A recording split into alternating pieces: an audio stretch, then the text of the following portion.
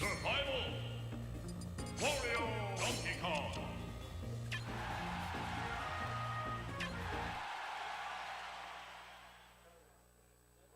Three, two, one, go!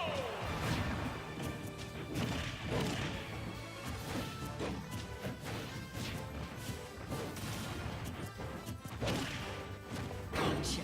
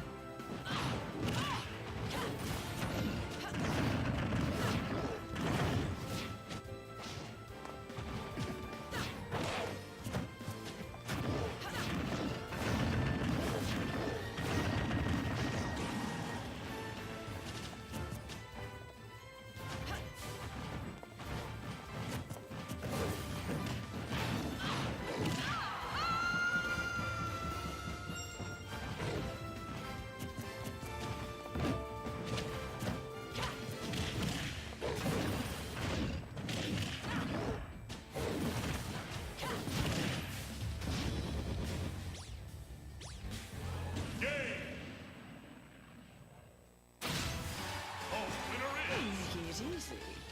Bayonetta!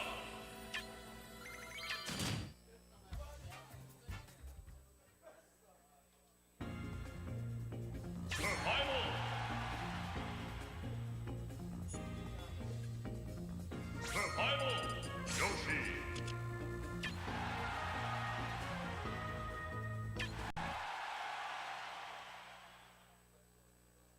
Three, two, one, go!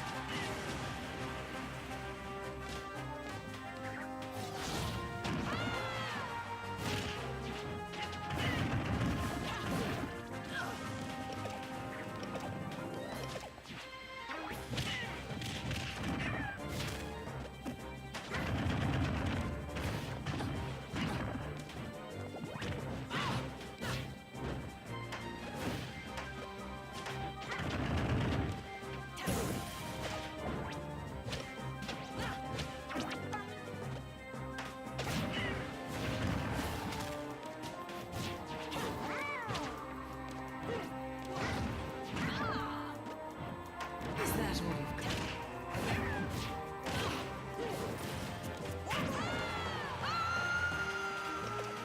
Game! The winner is... Yoshi!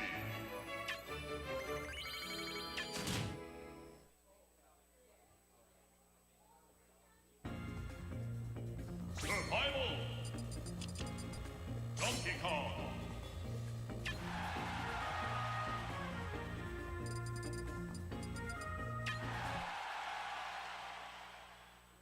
Three, two, one, go!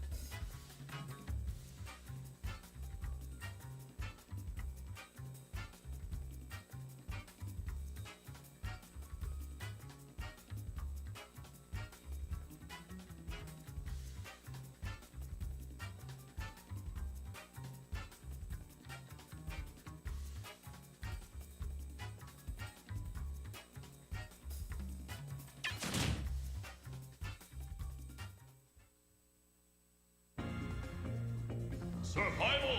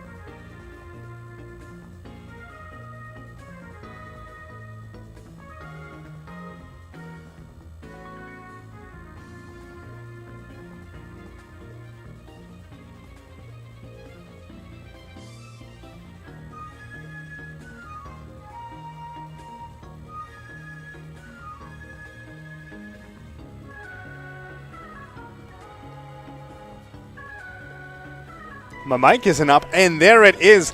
Look at this. Oh, I feel like a gosh darn king. Oh, I am hearing? Okay, all right, fantastic. Thank you guys so much for joining us right now. I think we're about to get started with the exciting parts of this evening. As oh, am I going to be joined on the mic with a real live human co-caster? TriCast? Maybe not TriCast yet. It's a little bit too early in the night for TriCast. Yeah, so as you can see here, this is a Westchester tournament, but we got tons of New York City talent. Player 4, Bonkai, this guy. I'm just kidding. No, so I'm really excited to see this is our debut stream, the virgin stream, if you will. All right, hey, am I on now? Hey, what's going on? You can't see me. I'm off screen, but hello, everyone. This is I'm NSM Sketch. I'm one of Celtic Fun's former crewmates from the school. We went to school together. Yeah, NYU. Yep. Go Wild Bears. We were the Bobcats, but now, as of I think 3 years ago, they converted us to be the NYU Violets. Of all the things, color purple is our mascot. we are literally a flower. That is the wackest mascot name I've ever heard in my life. We're still the Violets, though. We're still the Bobcats. I don't care what anyone says. Whatever. The point is, we should get a mascot for Encore. What do you think? Encore Echidna?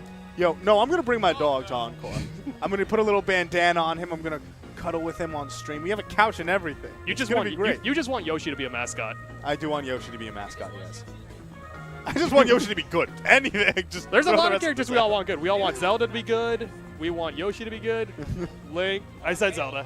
All right, so in the meantime, let me scooch over so we can get more people on this couch. Yeah. Just to show the sheer magnitude of what we got here. Look at the size of this beautiful couch. Yeah, and if you look in the what are going to be the player cams, you can get a nice shot of this venue. Gorgeous. What are your thoughts on the venue? This is a very good venue. It lives up to the reputation you were hyping it up to. I look so stuck here with these giant shoulders. Hold on. I got the swimming shoulders, okay? This is my fault. This is all my fault. Yeah, but so I'm really excited for what's gonna happen tonight. I think we actually do have bracket in front of us. Yeah. So if we'll get some projections going on right now. We're sharing this one. All right, Bonkai? Yeah. Yeah, we'll take you through a. Oh, he did enter as Mr. Chocolate. He entered as Mr. Chocolate just because his Smash GG account he didn't change his name on GG. All right. Well, yeah, so we actually have a bunch of NYC players coming through. Player 4 all the way out on Long Island making it in. I don't know. But They your allow me mic. to- Let's hear you. They allowed me to come from Long Island. I'm just more surprised I made it in time. Yeah, no. You came like seconds before us, and I live in this county. Yeah, what are you doing? What do I do? Well, I said, what are you doing wrong? What am I doing wrong? I picked these guys up from the city is what I did wrong. Huh. Which, by the way, I am, if you contact me on my Twitter or whatever, I'm trying to do ferries to and from, I know we don't have Twitter handles yet, but I'm doing ferries to and from the 4 train. Okay. Just make it So what is your @ so people will know your Twitter handle My to contact you? My Twitter is @saltyfun_SSB. So, yeah. Let me take a look at what we should expect for bracket today. You are going to be fighting Yabi round 1. It is a Samus player, yes, one of the perennial PR players up in Westchester. So it's going to be a very interesting night because there are going to be a lot of Westchester versus outsider showdowns going on.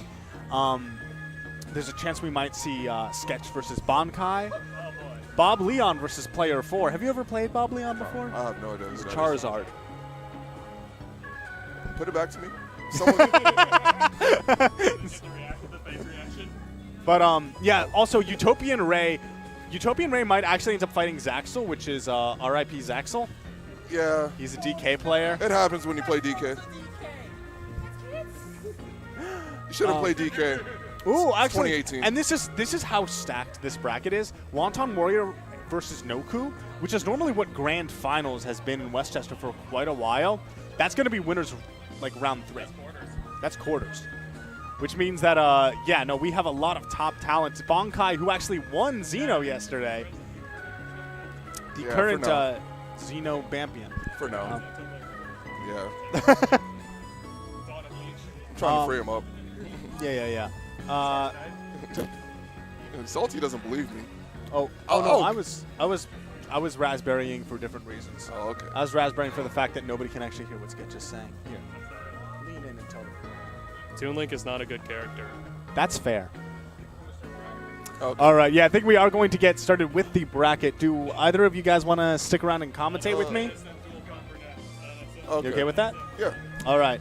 We'll probably end up seeing you on stream. So, Yeah. So I'll no, you commentate. have a free round 1, so you Yeah. gotta buy. So I'll commentate with you later in the night. Yeah, We yeah. haven't commentated at all ever. We commentated once at 1 Xeno. No, you just came up and took the mic from me. Yeah. That's what Yeah. happened. We didn't actually commentate together. No, You we just never. came up and you're like, hand me the mic, and I'm like, okay. And I just gave it to you, and you're just like, this is free, and walked away. Yeah. That's what we've actually never casted. So we'll cast Nice. today. Be something magical. Oh, yeah.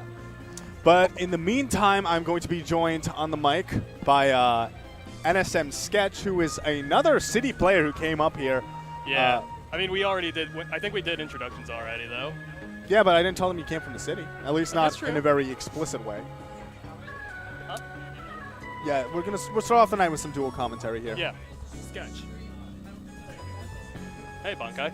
Okay, Bankai. You're not Bankai. going to have a mic, so you just need to sit there and look pretty. Just to give us your reaction shots every time. We should have a Bankai cam. Yo, the Bankai reaction cam, it just click. Yeah. Yeah. We'll just, Yeah, he let's gives it 1 stun gun out of 2. Stun guns up. Yeah. So do we know who we're getting first Yeah, on stream here? Imagine the pop-off he got. Oh. Wait a minute. Wait. It's Yabi and Sketch? So, So it's gonna be short-lived, so I gotta go. oh, okay. Okay. Well, you're playing on stream first, I'll though. take it. I'll accept it. Yeah, I mean, that's a All right. worthy trade-off. Hold Bye, on a second. everyone. Somebody want to call over Reggie then?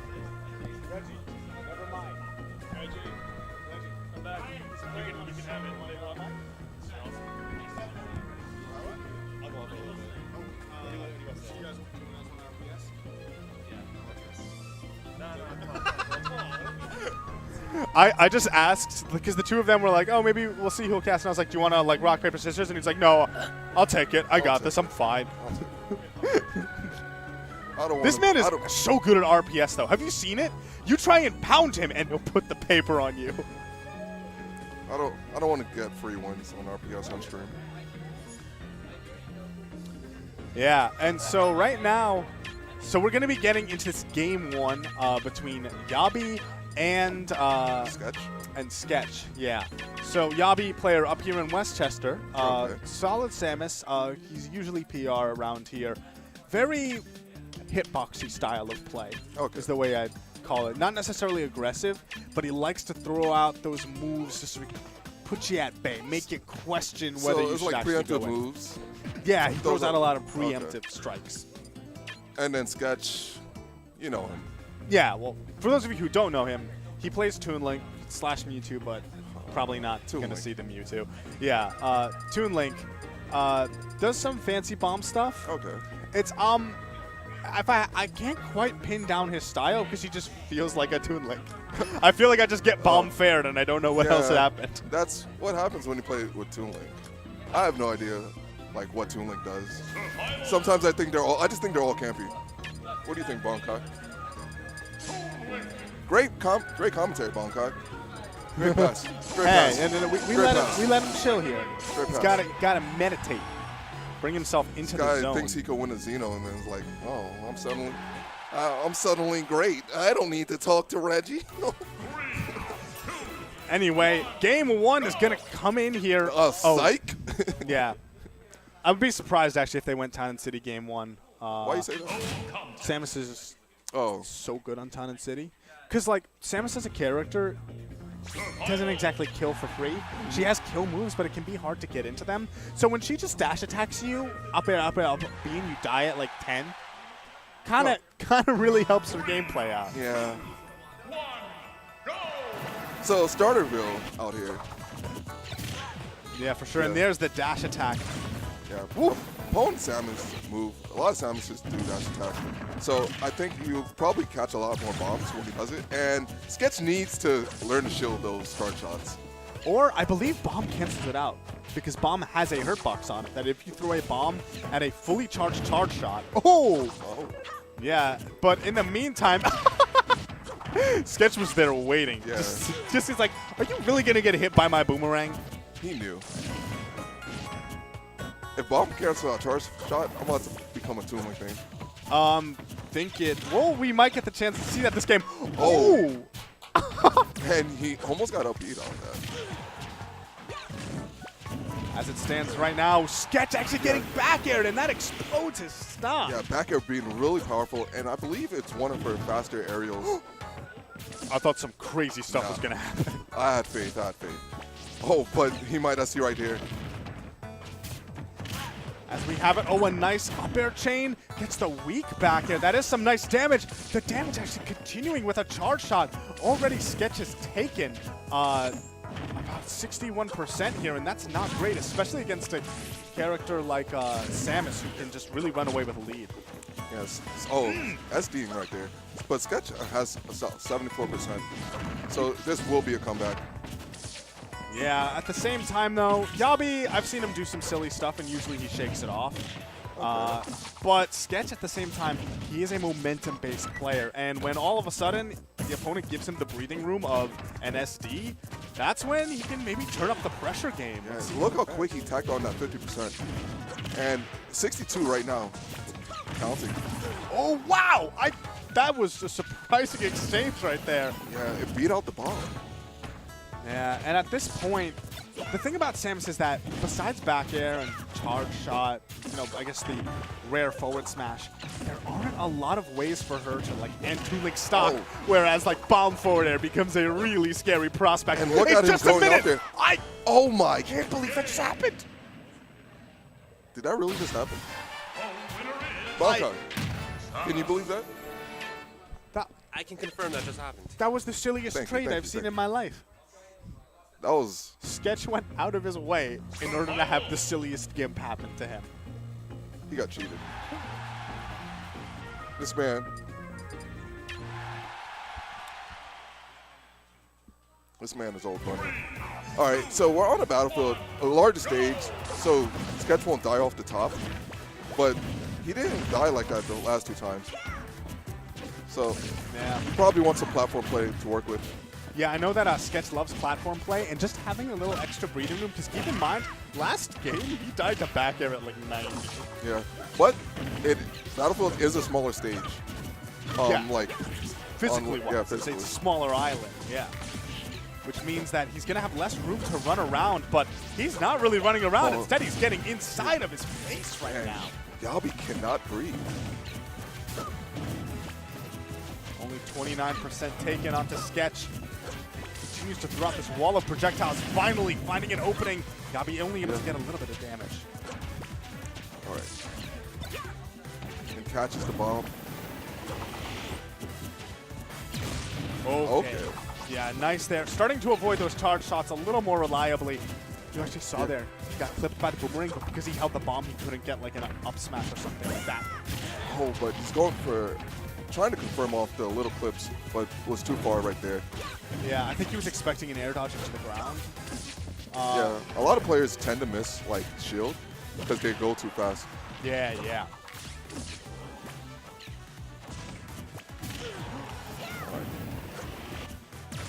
Oh, Charge Just shot take- against Mark. just taking that to the face. And oh no, he has the bomb. He has the bomb. Oh no. So 2Link's bomb takes longer than Link's, which means that like oftentimes if he's pulled it out while he's off stage, it's not going to activate before he actually ends up losing the stock. And he's just getting red. Yeah. And 52%. And I telling you before about how Sketch is a momentum-based player, Yeah. and there it is. And he lost momentum. Yabi takes it 2-0. A little bit of a strange, unfortunate set there. Yeah. Definitely some. Are you looking pretty enough? You look pretty ugly. Because that first game, he was like, he had lost that early. He lost with Yeah. the early lead, but then all of a sudden he started to climb back, and he overextended with his edge guard. Yeah. That cost him so dearly. It was an unfortunate trade, and then game 2, he also had momentum, but then SD'd. Yeah. Yeah, no, it's very unfortunate Yeah. there, but we'll see how Sketch fares in losers. I'm wondering who he has to play against. It's probably not fully updated yet, so Yeah. we'll see it a bit later. Okay, in the meantime, we're going to be getting, this is Noku versus Fyro Ni? Fair to Ni. Oh, wait. Mind blown. What does that name mean?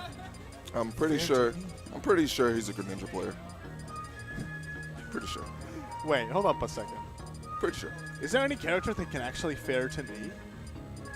Yeah, Greninja. Where's the knee come from?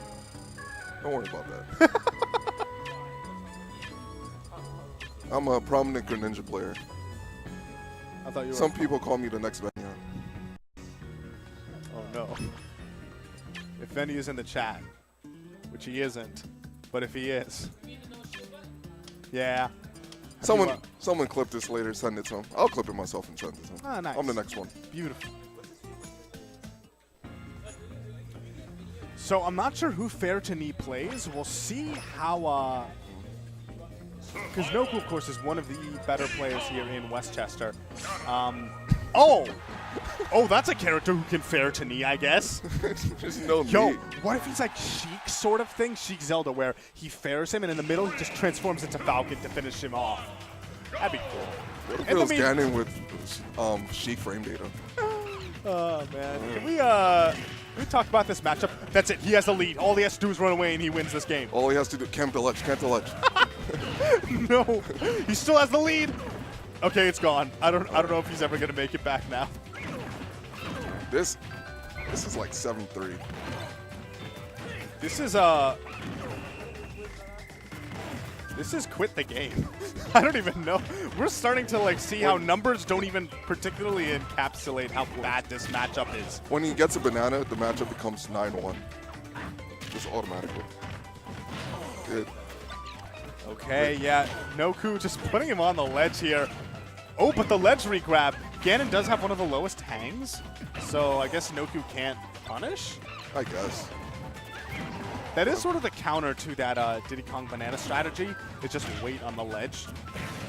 It's not really a counter, but... Yeah, because you eventually lose ledge invincibility, then drop. Well, but the banana's in the way. Like, the problem is once you drop. Oh! Oh. If it had worked, though. So we're seeing a lot of SDs today. Nobody likes holding on to the You know, stocks. this is our inaugural tournament. Okay. There's going to be some grease in the gears. Okay. Nobody seems to like their stocks today. They're just giving it away. Blanca, can I take a few of your stocks? You're just giving it away. I'll take a few games. Okay, that's how game this two works. going When you to become be- PR, I'll take one on. Okay, Lilat. I agree with this Lilat? counter pick because if you were Ganon, you just need whatever stupid cheese you can get. I actually think this is one of Ganon's better stages. Yeah. No, I agree it is one of Ganon's better stages, but I don't if think he has were- a lot of good stages, but He doesn't have this good. is one of them. The only reason why I say it's a good stage is because sometimes the opponent just dies. Well, yeah. Like, you know?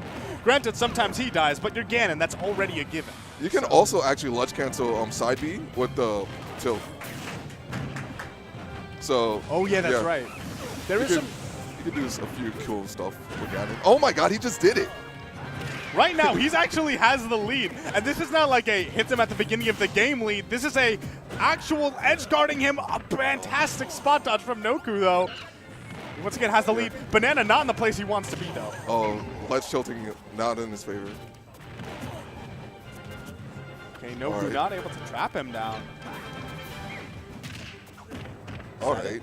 No, that's not it. Well, Ganon's a big He's boy. on the ledge now, so this might be it. Watch out. See? Told you it was That's it. That's it. That's it. All right, and I mean, so Fairtony had some cool stuff going on there, but just the consistency that Noku and Diddy Kong has. Oh, the consistency. Consistency. So he's consistently monkey flips into up smash. That looks like a homing beacon right there. Ganon up smash has like hitboxes where no hitboxes should ever have been. Fighting Ganon or Lilat is probably the scariest thing in the world. You can either get cheesed by Lilat or just lose to Ganon. And then you have to face the fact that you either got cheesed by Lilat or lost to a Ganon. It's the worst feeling. Both of those things are just terrible. It's like you have to win. But then, like, when you win, it's like, what do you accomplish? You beat Ganon. It's the craziest option select ever. Right now, okay, but that might be it. Oh, but a fantastic air dodge. He is living. Okay, just All right. reacting to that, throwing him off stage once again. Okay, just keeping him trapped at the ledge. Just cycling through, getting hit by the peanuts. Oh, getting past the ledge. And he's done. All right. He actually got the Phantom Footstool, but Yeah, but he did dare, which gave him a lot of lag. no, he got the auto cancel. Oh, he did? Yeah, he got the auto cancel. And on should have that. got the shield automatically. He should have been able to. Yeah. I thought he didn't land, though. All right. Thank you. It's always fun seeing a Ganon on stream. I was actually, a few months ago, I was in Okay. Israel. Oh, Where, of a course, few years ago. it feels like it's been a while. But the best player in Israel, if you don't know, is a Ganon. Why? It's Adam. So here's the thing. I was Why? like, when I saw that, I'm like, is Israel that free? Like, how do you have a Ganon be #1 on your PR? And then I realized it's because he's just better than you. The only reason I lost to him is because he thoroughly outplayed me at every step of the game. Well, yeah, he's playing Ganon. We can't hear you. They can't hear you. I can't even hear you. The Let's people keep can't going. hear you. So. Oh, we get pizza. Oh, it's hot, too. Yo, this venue is fire. And up to the stream setup right now, we are getting Zaxel versus Mr. Chocolate. So, Oh. So DK versus Cloud. Cloud? Oh, even matchup. At this level. At this level, yeah. Okay, yeah, that's fair. So, Mr. Chocolate, actually, I know, Mr. expressed his, Chocolate. what? Just the name? Yeah, just the name. It's actually not his tag anymore. I'm going to tell him that you giggled at his name because he Go. changed it. It was only because of Smash GG that he came here registered as Mr. Chocolate. But anyway, I know that Mr. Chocolate has expressed not great feelings about this matchup. Yeah, He loses to, like, pocket DKs.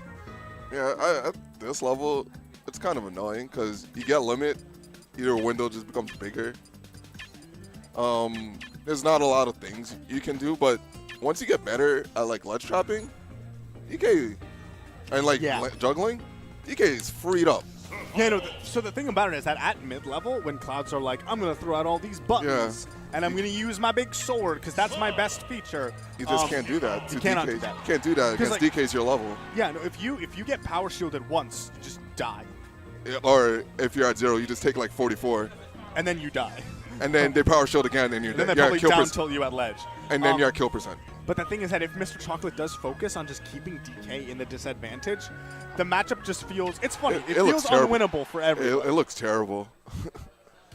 Like people like send support, like Animal Care just comes in and like, yo, you gotta help DK out. If only Diddy Kong could be called in for an assist. Just throws banana. This random assist my God. trophy. Smash 5? Is this the new mechanic that they're introducing to make heavies viable? You get a second character in the roster as an assist. Anyway, yeah, so right now, a pretty even start here. I like that, using the auto cancel from that up air to just get out that quick jab. Yeah, but that up air is not safe on DK. Ooh, but the back But- air can lead into a whole lot. Yeah, and this is, he could have did falling up air to cover that landing, but he didn't drift down. No, he's living. He's All right, living, next but next grab. Next Yeah. grab is done though. Oh, yeah.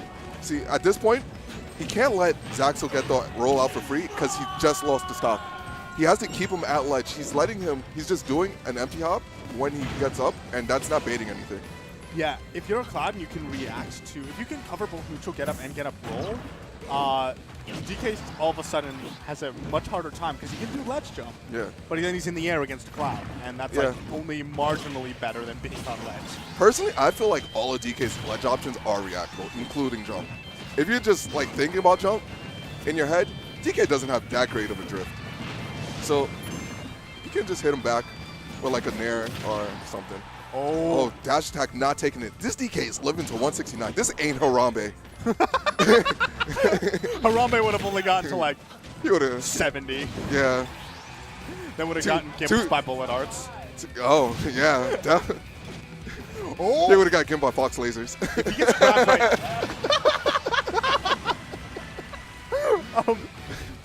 so that was so that Mr. was Chocolate taking the first stock. Oh, that's not safe. Oh, but getting away with it. not exactly though. But getting the combo. And this is where DK does not drive. Oh, my God, look- still going. And he Still can't- juggling. can't He go- has not hit the floor. If he released it, I think he was dead. That would have been a safe back air. Oh, he's looking for this falling up air. Oh, that pulled was the a trigger. little bit much. I don't think he has a jump. No, he's still good. He's still good. Oh, But he read that. but that was actually a really close game. Yeah. Zaxel is one of the better PR players from New York, from here up here in Westchester.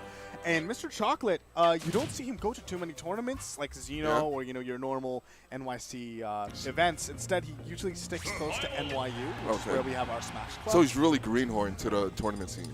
For the most part, yeah. Okay. This is like his first tournament in a long time. And what's with Lilat today? What the heck? I would expect one SD. What's wrong Because with we you haven't people? had a game with Lilat or without Lilat and without an SD.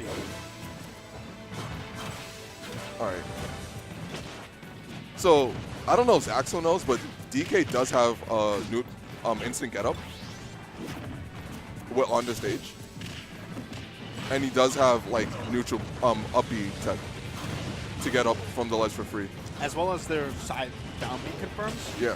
which are pretty good. Those are a little more Oh yeah, situational. that's just dumb. It looks cool though. It looks cool. I'm just saying, the fact that he can do it, DK doesn't deserve it.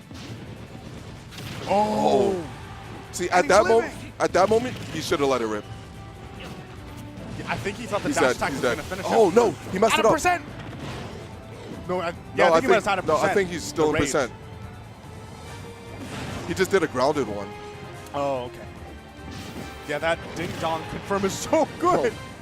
That was And the Lilat! SD. That's And the Lilat. Oh my God, that's the SD, man. That was the Lilat SD. The 2-for-1 deal. I think he should be gone. All right. Air dodging through. And he's out. He's out of percent. Cloud, if he gets limit back now, like quickly without getting percent, he will go back. But I love that. Mr. Chocolate's going in.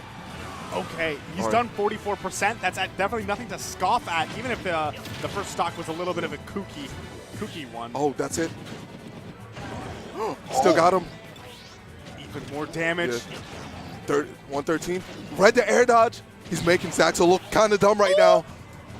But he got his jump back, which means he got down to the ground. All right, 143. Oh, that didn't shield poke. But DK has no shield. Charge more And limit. no jump. Charge more limit, boy. And there there it kills is. him. Fantastic last stock from Mr. That was Mr. great. Chocolate stock there. It was so good. He just played the matchup. Like how we were talking about of put DK in the air, put him on the ledge, all of a sudden looks unwinnable. Are we about to see Mr. Chocolate ascend to the next level? This would definitely be a huge Or we're about to win see for Super him. Saiyan 3?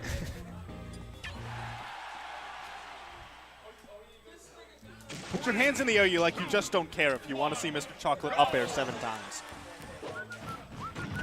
Oh, catching the empty hop. Oh. Wow. That down tilt just lasts for so long. It catches so many characters when they're trying to make it back to the stage. Oh, that's some big damage. He burns his jump. Makes it back down to the ground, though. Oh, down tilt just getting him out. I think he's in percent right now. From the ground? Well, we'll see. Right. Yeah. Yeah. That sucks. No, he took all the time in the world. I think probably that second pummel is what did it for him, though. Definitely. He even had time to walk around. So you know that Mr. Chocolate ain't mashing. No, actually, it's like surprisingly hard for people to match out from that. And he doesn't.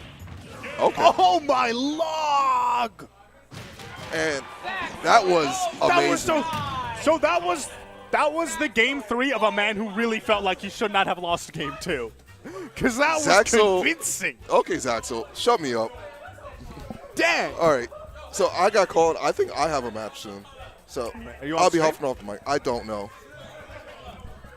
Well, regardless, thank you. Once again, that was Player 4. Follow him at Player 4. Something. I'm gonna take another bite of this pizza.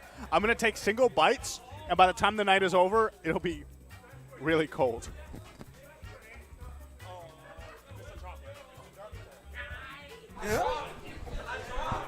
That was fun. Yo, you played so well game 2. And then game 3 was a game. I mean, it happens. Like, that was a really good very combo. Like, least- I can't even be mad. I know, like you might end up on Yeet Smash. I've already been on that once because of Earthshaker, SSB. If Omo, yeah, he just kind of messed me up on that edge. It was a fun day. Yeah. So I don't even. Well, I'm kind of in shock I got hit by that, but like at the same time, that was like just really good. Like, Yeah, that was like you actually played super solid, and you have a run at losers, and Zaxo's really good player. yeah, I know. I recognized his name, and the fact that I don't know too many people means that if I recognize your name, you're probably really good. Ooh, and we're in for a treat right now. As stepping up to the stream, you see that face, I that recognize beautifully blue illuminated face of a Wonton Warrior. S.A. Wonton Warrior. Shout out to my boy S.A. Mega, but he's probably never going to be watching this because Chris is. Somebody tweet at Mega. Yeah. No, Wonton is amazing. Mega's shown me some clips of him using down air to auto cancel into KO punch, and just like I was so confused. Like, how do you even think of that option? He's just a really good player, really, really smart. So I'm going to use the explanation that I do every time for Wonton Warrior, which is that there are two types of Little Mac players. There's a very calculated, very, very mindful Little Mac's patient. They hang back. They don't throw out anything that they don't have to, and they take advantage of when you make a mistake. Like Soul. Like Soul, that's your Type A Little Mac. Wonton is a Type B Little Mac, where he full hops with KO punch in neutral. I'm And okay it with works. You're going to see some kooky stuff from this guy, especially because who is he playing against? I'm going to check this out right now. Jake. Do you know anything about Jake? I do don't you know know anything about Jake, Cross? Okay, so he's a local player. And if there is a skill gap, Wonton will absolutely abuse that skill gap. Salty fun. That's not even fun. Okay. No, I mean, like, okay, that's one way of saying there are skill gaps between players. You know? There's a skill gap right here. And you know what abusing a skill gap is? Yeah. Styling on someone. Yeah. I don't necessarily know. But here's the thing, though. 5 months I haven't played this game, I can still play. Is this a salty sweet? Are we seeing a salty fun sweet? No, Salty Fun is I know. I'll play you. It is a Little Mac though. I mean, it's a Little Mac versus Mario. So, yeah, on paper, You should just not. But Yeah. at the same time, this is Wonton Wario. so this is the thing, like, there's always, you know, the gameplay against Little Mac. And, I mean, yes, it's what you're supposed to do, but keep in mind, a Little Mac like Wonton, who has been playing this game for years, has been playing this character for years, has seen it all. And even if you're like, okay, I'm going to platform camp, I'm going to hang back, he's seen that, he's dealt with it. So just because you have the character advantage or, you know, the stage advantage does not mean you can rest easy. As we move into this game 1, we're immediately just dashing around. And I like the choice of Battlefield for both of them, as that up smash can hit on these platforms, and Mario loves the stage, so it's a solid middle ground where they don't have to worry about anything. And so, yeah, you're seeing stuff already, just holding shield for 4 seconds. Yeah. He wanted, so, no, that, to explain He what was that for was. the lock. If he missed that tech, he would have gotten locked and some silly, fun things would have happened. As it stands, though. I don't even know how to commentate this. If you don't know how Little Mac as a character works, he is specifically designed so that his ground game is amazing and his air game is trash. That does not stop Wonton from throwing out This is on? all of these Okay. aerials. And Mr. Chalk about to swap off, and I am now joined by... I don't play this game. No, I'm joking. Say your name. Say your name What's for up? the It's record. former #1 VR cross. There you go. Wow, okay. Shut up. What, when you're like 40 years old? Listen, are you we have gonna a be match to telling- commentate, all are right? you We have gonna a tell match to your commentate, grandkids okay? about how- Okay. Oh no. Please don't. But anyway, we got Wonton over here. But if it had worked. If it had worked, I would have laughed. I respect it too. So right now, we Wonton's have- definitely a Little Mac I respect. I mean, it's funny because he doesn't ask for your respect. Like the way he plays, it's not like, you know, he's demanding that you know, it's not like witness me. It's just crazy stuff like that. Wow. I just tried to down air a Mario. Mario up B has intangibility into the blast zone, and he tries to down air it. You can't tell me that he's not trying to abuse the skill gap. No, Wonton's just doing Wonton things.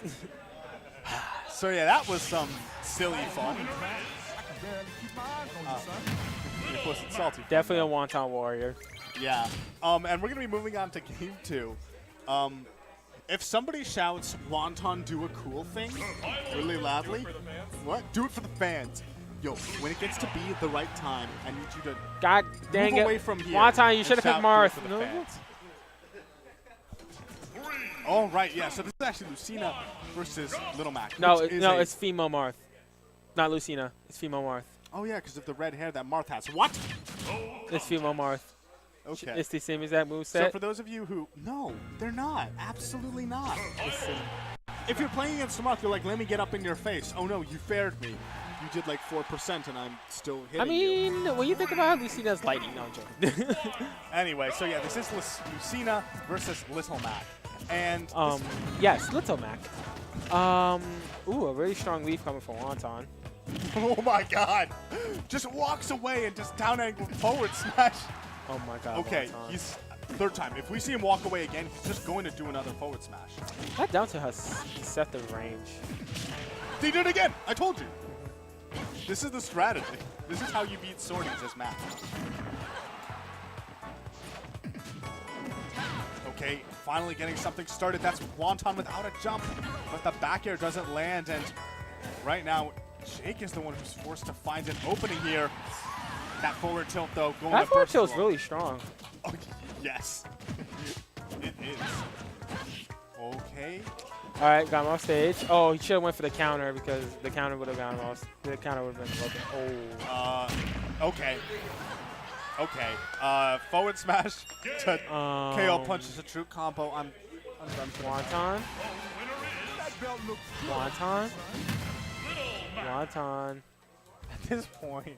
Wonton. I'm not surprised, but I am disappointed. I don't know who I'm disappointed in, but I feel like we're all at fault. I'm disappointed, and I don't like this game.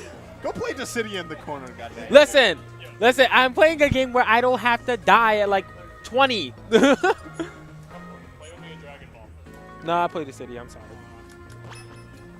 Yeah, and our next player stepping up to the stream. Bankai. This is exciting. Bankai made it all the way up from the city. If you don't know, Xeno, which is the big premier New York City local, which has only a handful of people over the course of the entire venue's history, have won. And Bankai actually managed to take it last night. It was his second Xeno After ever. how many? Like over 80? Over 80 Xenos. And It's he won. 100 Xeno, 107. Xeno 100, 107. over 100 Xenos. This guy's been pushing and pushing to win Xeno, and he became 47. successful. And he beat Gen, okay. Utopian Ray. Okay. What else did we beat? It was Okay, no, is that it was, Gen or is it Gen or It's Gen. Okay, It's thank Gen. you. Don't bring that in here. Okay, thank you. Um, I just want to make sure. yeah. So to just do it. Gen. Nintendo 64. Ooh. So we're getting the Samus Ditto. This should have been. I mean, one's wearing clothes, one isn't. All right. So. Anywho, ooh. Oof. Yeah. Come on, I want to see Jank. No, because Pac-Man is missing. No contest. No, Duck Hunt's missing. Duck Hunt? Yeah, it's Duck Hunt. Thank God. Honestly, am I the only one in favor of Duck Hunt coming back? Like, Yes. honestly, I want Duck Hunt to come back. For doubles, okay. For singles, no. Yes, for singles. Even though Sonic can, Sonic is free. But then you get banned. You also get Bayonetta camping. That's another problem. Oh yeah, you're right. you see what Bayonetta does to this game. Anywho, we got Anyway, Zero no- Suit Samus versus Samus. We have no Bayonettas on screen. Instead, we have a 2014 Bayonetta, that being ZSS, as immediately Bankai opening up. If you ever watch Bankai sets, I can count on one hand the sets that haven't started with Nair to up smash. That's how it's like how It's he his bread and just gets butter. out of the gate. Oh, tries to shield it, but ends up dropping a little bit too early. This could be huge. Nair to back air, lots of damage, and going way off stage. I like that aggressive down air from Yabi, but he's not out of the woods just yet. Still stuck off. Oh, he's back. You know what I like about Bankai's Bankai's playstyle is that he's trying to play like an aggressive Zero Suit, which is kind of like a nature Naira does. But I really like how he does it in his own kind of style. He's very mobile. Yeah, very It's not mobile. it's not just about throwing out hitboxes. You'll see that, he'll use flip kick. He'll use all these moves, especially when somebody's in the corner. Instead of like your normal corner pressure, what he does is he'll like dance around them and then catch them when they try and get out. Woof, like that, just zipping back and forth. The down beat finding its mark. He cracked that as Yabi helmet with ends her. He cracked the helmet with the boot, with the jet boost or something like that. Yeah, it's a jet boost, right? I think that's what they're called. Yeah, that's what it's called. Anywho, we have Bankai with a stock advantage, and Yabi's forced to approach, even though Samus is not really a good character to approach with. She's more of a zoner. At the same time, though, Ooh, Bankai almost got the up air to flip kick. That would have been nice. Bankai is a pretty aggressive player. You're seeing that even though he has this lead, he's not afraid to still go in on Yabi, get that extra credit. Oh, and nice jabs. At this point, every little extra damage hurts Yabi so much. That was scary. Yeah, Yabi should be a little. Ooh, That was at 70. After the hit. it's Sashville. Yo, Sketch is over here smiling. He's like, yeah, I remember when I died at 80. See how you like it when you die at 60. I wouldn't have died to that. All right, yeah, these two players are going to be meeting for this game 2 here. Looks like the Yamis or Yamis? I don't know how you say it. It's a Yab, whatever. The Yab isn't doing so well. But got game 2 back to Smashville, even though I don't think this is honestly a good stage pick on Yabi's part. I would have taken him to like FG. So the thing about this stage, or in this matchup in general, is that stages that normally Samus likes, Zero Suit Samus also likes. For instance, of course Samus loves Town and City, but would she really like Town and City against a ZSS? Against herself? No. Oh. Wow, what a beautiful combo from Yabi, taking an early stock, guaranteeing him a nice lead to start here. Oh no, but Bankai's responding back. Wasn't able to close it out, though. Falling out of that up B guarantees Yabi's life. And guaranteeing his life means that he can get some mileage out of it.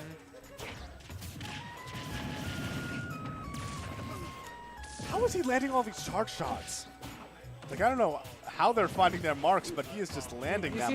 You see, here's the thing, though. Even though Bankai's in this deficit, I've seen Bankai come back with the most aggressive kind of plays. Oh, absolutely. ZSS is like, is that it? No, beautiful that was DI. that was a really good DI. Ooh, trying to go for the Sonic dub, man. I mean, it's a nice, safe way that might end up. Ooh! netting you the- Oh! All right, yeah, Yabi looking. Yeah, pretty Yabi's strong. responding back to Bankai's aggressive nature.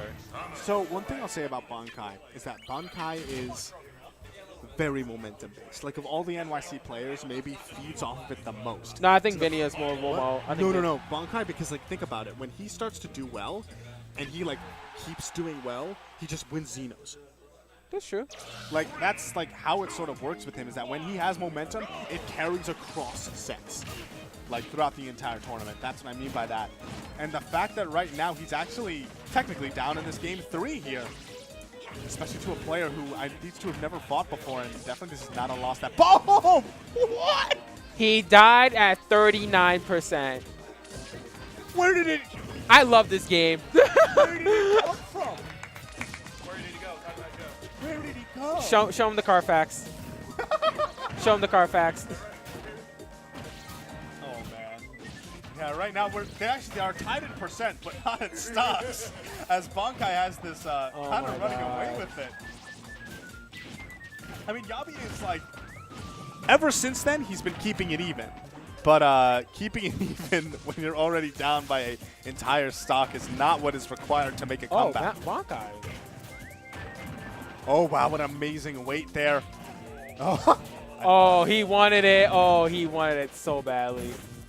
wow, what an amazing landing shield. It can Yeah. be hard to do that because if you don't know, if you hit the shield button before you actually land on the ground, you'll air dodge into the ground. Yeah, flat. that's an issue. That is one thing to That keep Nair in mind. That Nair actually. Oh. So Yabi if he takes the stock right now, if he manages to net the stock with something, either a back air or some upbeat shenanigans, he's definitely still in this because of how. I like how Bankai is literally like flip kicking around Yabi. Bankai. Oh man. Man, that's just ban Bankai. Report Bankai. Somebody go into Miiverse. Report Bankai. Go into that for- view profile. Report. Report Bankai for toxic Zero Suit player.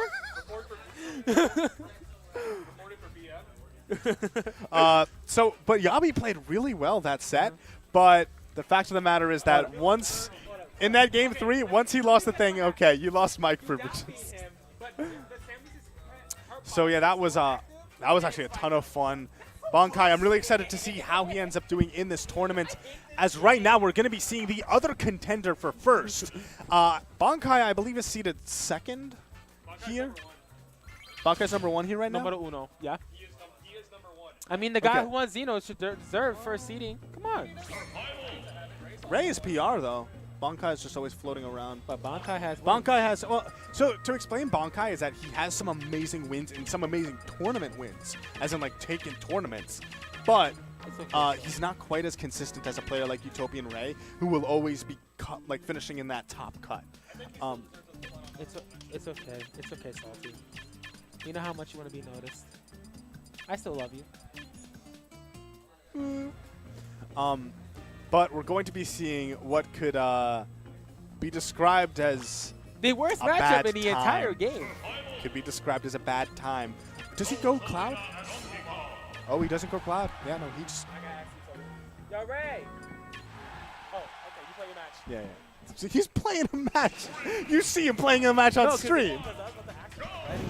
Anyway, we're going. Oh, the match already started. But we have Rosa DK, arguably the worst matchup in the game. It's not the worst. What It's do you think is absolutely what is worse? Do you think Bowser does worse than this? No, Ganon does worse than this. I don't know. I think Ganon has. Ganon has no win condition. Like that's like Boop the Luma. Oh my lord. Yeah, yeah, Ganon, that's worse, right? Okay, now, to be fair, that would have happened to Ganon too. Yeah, as it stands right now, that is sort of the nature of the matchup, that Donkey Kong cannot land, and his massive size, normally one of his strongest suits is his beefy body, but Rosa just has the kill power, and sometimes it's the absurd kill power like you just saw. And it's that dreaded Luma. It's that dreaded Luma that I always say. That little demon that's just right there that you don't notice, that just like surprises you. Well, Luma demands your attention.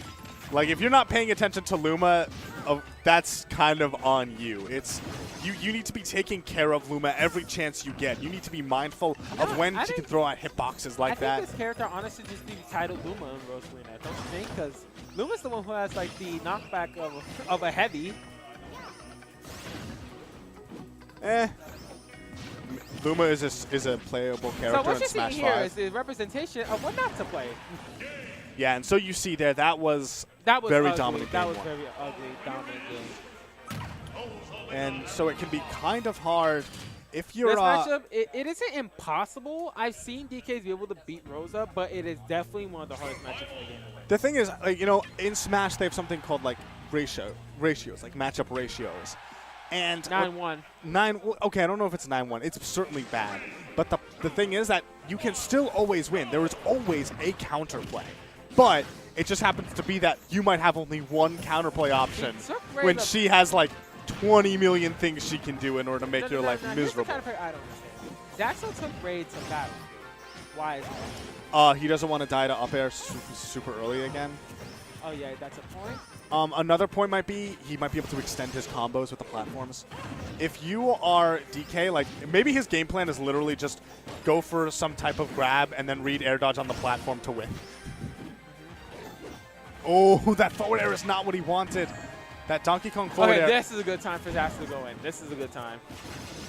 Oh, but the thing is, just because Luma's gone does not mean that Rosa is defenseless. You know, we talk about how Luma carries the character, but every Rosa knows how to play without that star. They know how to keep themselves in it. Because, like, look how much damage he did. Yeah, a Rosa that's able to play without Luma is definitely a good Rosa. A lot of damage on Luma, but not quite out of the picture just yet. Oh, those landing jabs. All of a sudden, he's way off stage. I don't know if he can recover from this. Ray doesn't go too deep, which means that Zaxel is back on the level. Oh, I don't think he could have done something like that. It was a frame trap. Well, he could have gone. Okay, Zaxel's going for the hard. I mean, at this point, he needs to start reaching. Like, it's the matchup to begin with is so difficult, and he's down by so much. Ray's playing extremely good on the ledge. He's keeping Zaxel from playing the game. He's like, you want to play a game? Let's play the ledge. Let's see how many times we can try and get on the ledge. Oh, continuing to pressure, but Luma finally out of the... Yeah, Luma's finally out of there, which isn't necessarily, like, you know, a game changer. Like, we saw how that first stock, he actually didn't get that much damage. This time around, though, capitalizing beautifully, getting that deep That was good. I won't lie. But I think this is where the DK factor goes in. Yeah. And by that, I mean, like, oh. I actually kind of agree with that air dodge purely because up air at that height wasn't going to kill, really, you know? Oh, this is big! No, yeah, this is definitely the DK factor where we're probably going to see Zaxo just hit Ray 3 times and then he's at death. At the same time, though, he's already knocking on heaven's door. 156%, and this is game 2. Falls out of the jab 3. He's still alive. And although this is not exactly any... Oh, there it is. Yeah. Really good there with the jab to neutral air in order to finish it off. Sure. All right.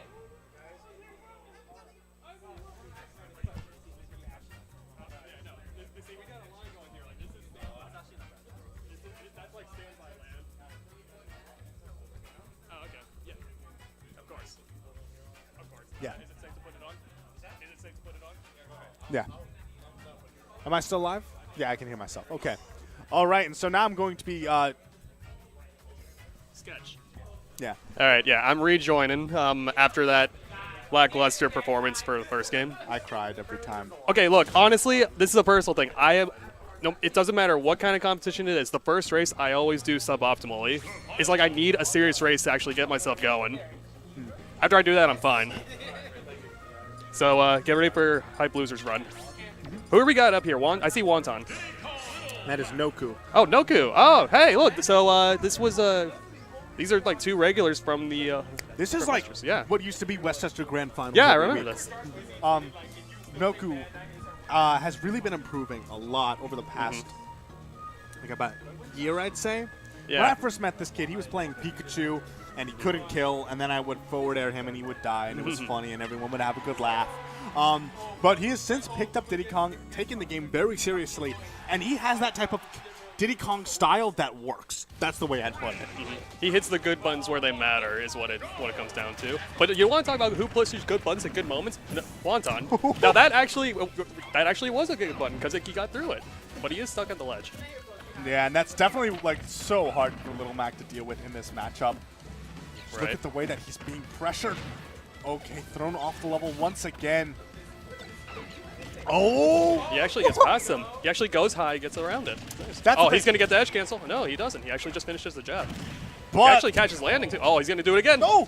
He had it, too. Oh man, look at this. Already we have a dead even game. These 2 guys hit each other hard when they do. The thing is though, the way that they get their damage in is totally different. Oh my god! Oh, that's Is that going to be KO bad. punch? No, just up B. That almost took it, though. But Noku was ready for it. Yeah, All KO the punch. patience. Oh my lord. Oh. This is all of a sudden like, this is so scary. When Wonton stops doing silly things, that's when you have to start worrying, Right. you know? He wants you to hit a button there. Oh, but he's going to lose. He's going to get hit. Now he's off stage again. All right. Noku's actually done pretty good about actually keeping his edge guard setups ready. But Wonton's doing an amazing job getting past him. Oh, this could be big. He doesn't make it back. Rip Little Mac. Ripperoni. All right. Just opts to get rid of the banana. Ends up getting monkey flip for his troubles. Oh. Now he's off stage again. Makes it back to the ledge though, but making it back to the ledge against Diddy Wow. Kong. Nice jab mix-up. Jab 1-2 into the up B. Oh yeah, for sure. And right now, Wonton keeping this game dead even. This matchup is not an easy one. He has to work very hard in order to get even to the point where he is. Granted, game is neck and neck, but a nice grab combo from Noku putting Wonton on the ledge once again. How do you get out of this situation if you're Little Mac? Just taking so much damage. He does have KO punch on Oh, board. he goes for the gazelle leap too. I believe there's a term for doing instant KO punch from the ledge, and it's something called like a gazelle hop or something. You basically just land lags and you just rip it.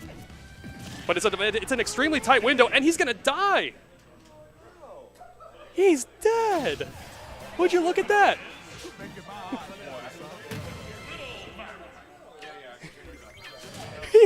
Stop. He's already dead. Oh, am I being called for? All right. I'm being called for a match, so I am going to take off and hand it over to Bankai. All right, and Bankai, I know that, you expressed interest in getting into some commentary, so why not take the crash course? All right, I'm going to here? go hard with this commentary because I want to do this for a while. It's only a small local. All right. This is a fun one to start with also. Yeah, this is 2 random matchup, random stage for the matchup. All right, so let's see. Noku's kind of getting stuff being kicked out of him because his tech chases aren't on point. And Idara's reads. Oh! But Wonton's are. Yeah, Wonton in a lot of control right now. He did win that last game, and he's a momentum fiend Oh, feeding yeah, off definitely. of that.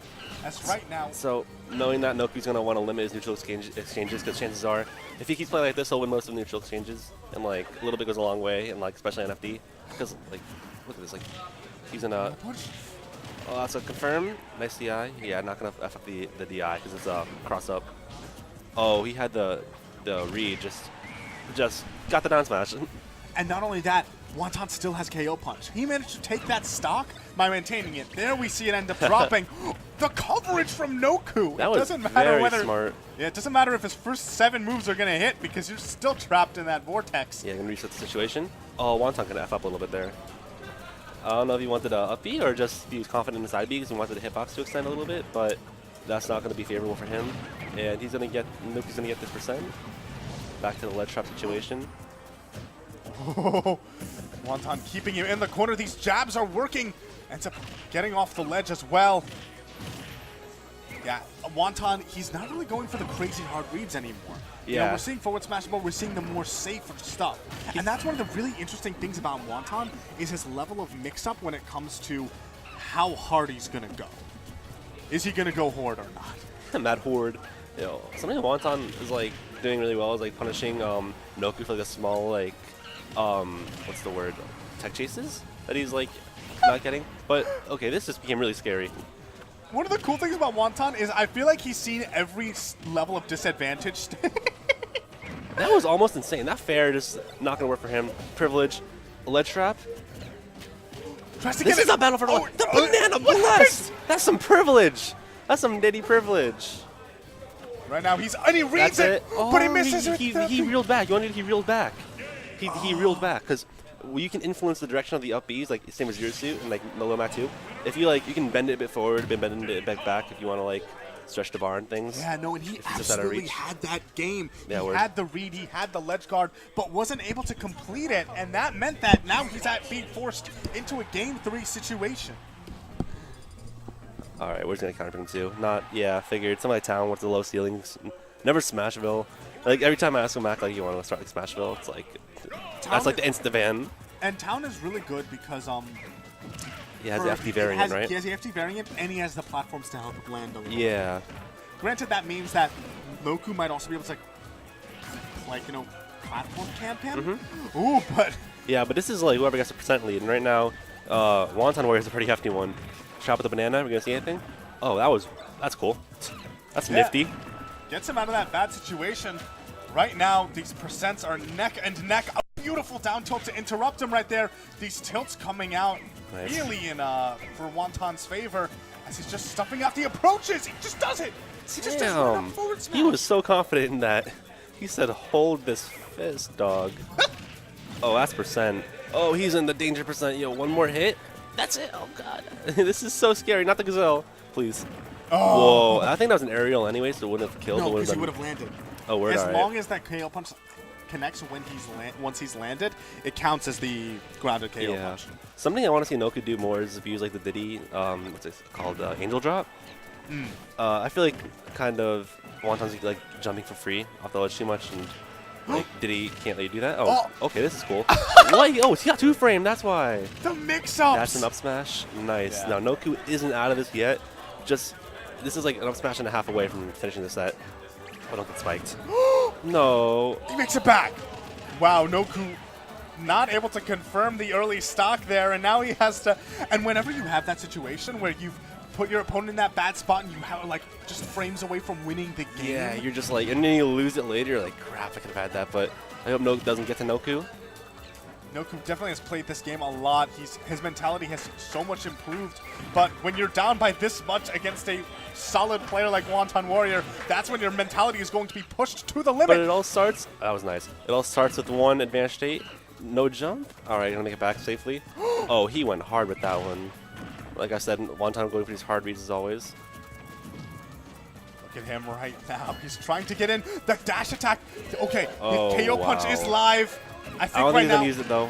I don't think he has to. at the very least, it's still the threat. Yeah, Noku it's just can't start scary. shielding. Yeah. That's the thing. As soon as you have to be mindful about shielding Little Mac, okay, but it's gone, and now all of a sudden this game is absolutely, completely even. Oh, this is all scary. He just grabbed as Little Mac. That almost finished the stock. If that did, I would have just quit commentating. A career ended tragically. All right, short. that's it. That's it. They were both fishing so hard. He wanted the down tilt, he wanted the F tilt, and he got it first. Yeah, and Noku walking up, you saw he walked to keep his options open, but he wasn't prepared for that forward tilt. That forward tilt is not reactable. That is really fast. Yeah, definitely unreactable. Like, just unhit. He was definitely walking just like because you can't dash out of shield. You can walk, you know, walk and shield. You can't dash shield though. So yeah, Wonton aware. He's like, this spacing's good. Hold this up tilt and get the set. But it sucks because like earlier.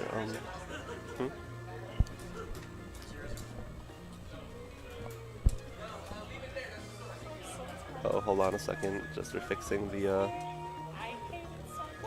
Yeah, same. But I wanted to say, Oh, when you get your back on mic, I got you.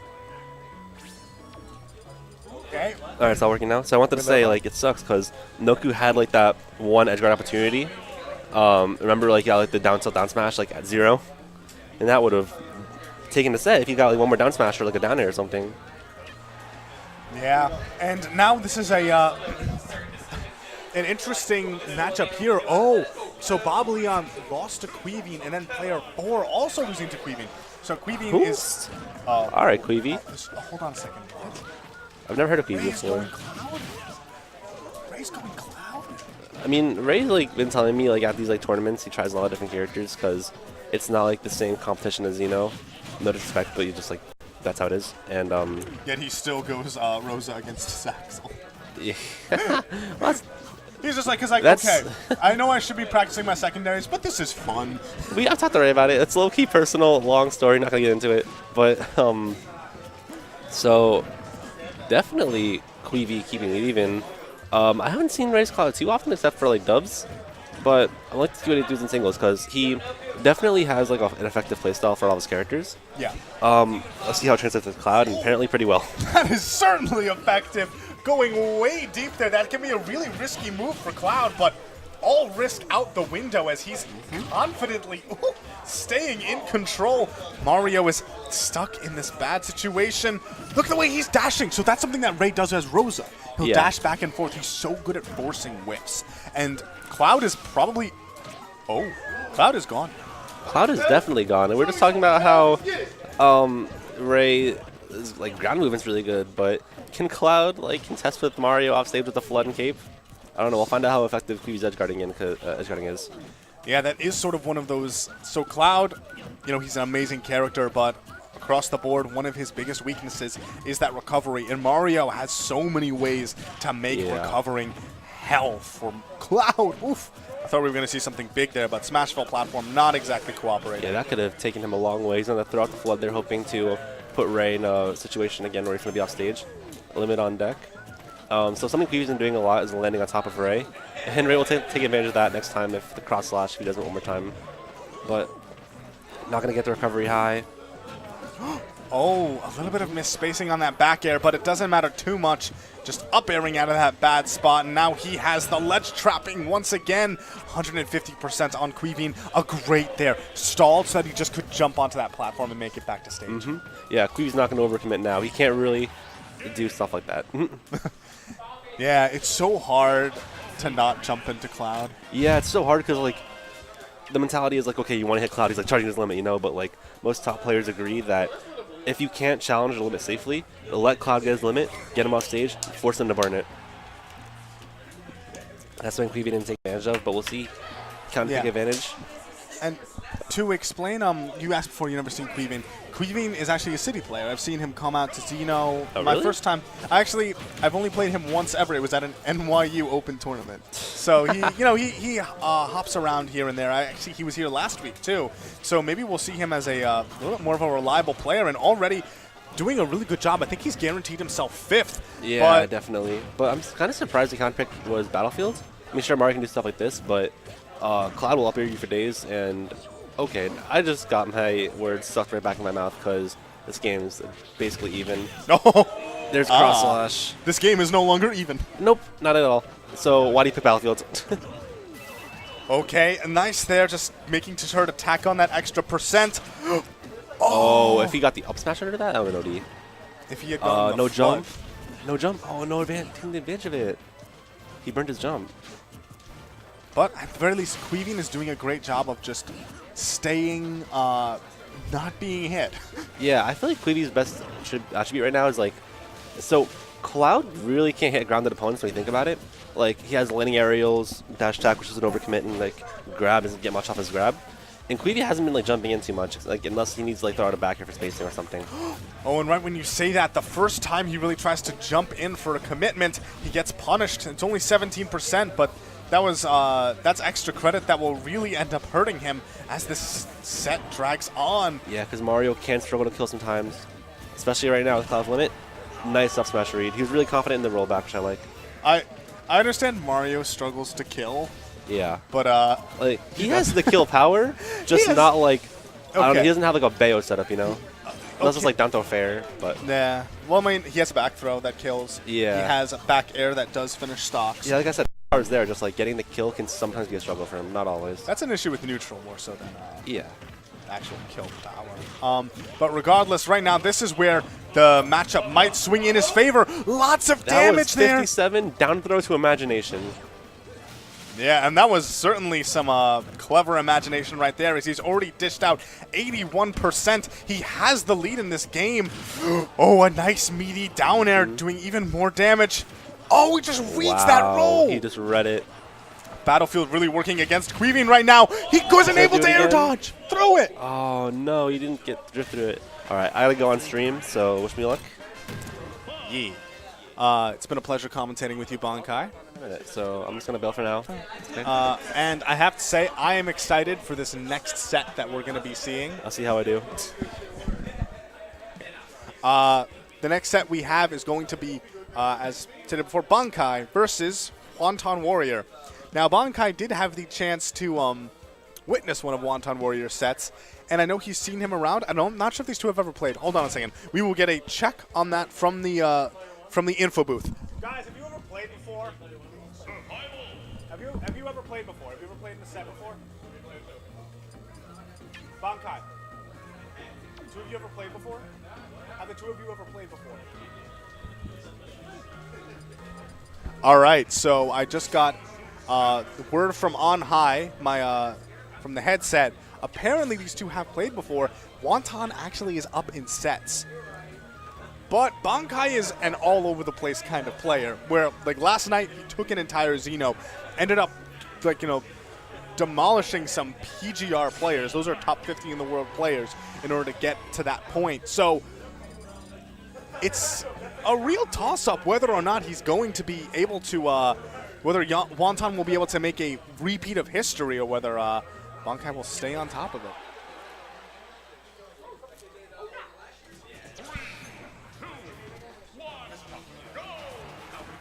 I took a bite of pizza because I'm about to be joined on the mic by a rather savory individual. Can we stop making the chocolate jokes as I change my tag slow? Don't change your tag. It's changing. Reggie laughed at it. Player 4, when he heard your tag, he was like, Everyone laughs at it, but like I'm changing it. Anyways, Bankai versus Wonton. This is really interesting. We've both seen a nice showcase of these two players so far, just this night even. But I recently found out that these two have played before, and Wonton was the victor. Really? Yes. So Bankai will be wanting some revenge here. Bankai definitely wanting some revenge, especially because he has come all the way up from the city in order to get to this point. All of 30 minutes it takes us. It takes longer, but you know what I mean. Yeah. The point is, he's an invader. Wonton is trying to defend his home turf. Oh, and he's looking pretty strong while doing it. Using the back air. And this is also looking scary, as if he can close out the stock really close, he'll have that. However, now Bankai can get rid of it. And there we go. Oh, that's huge. dead. There it is.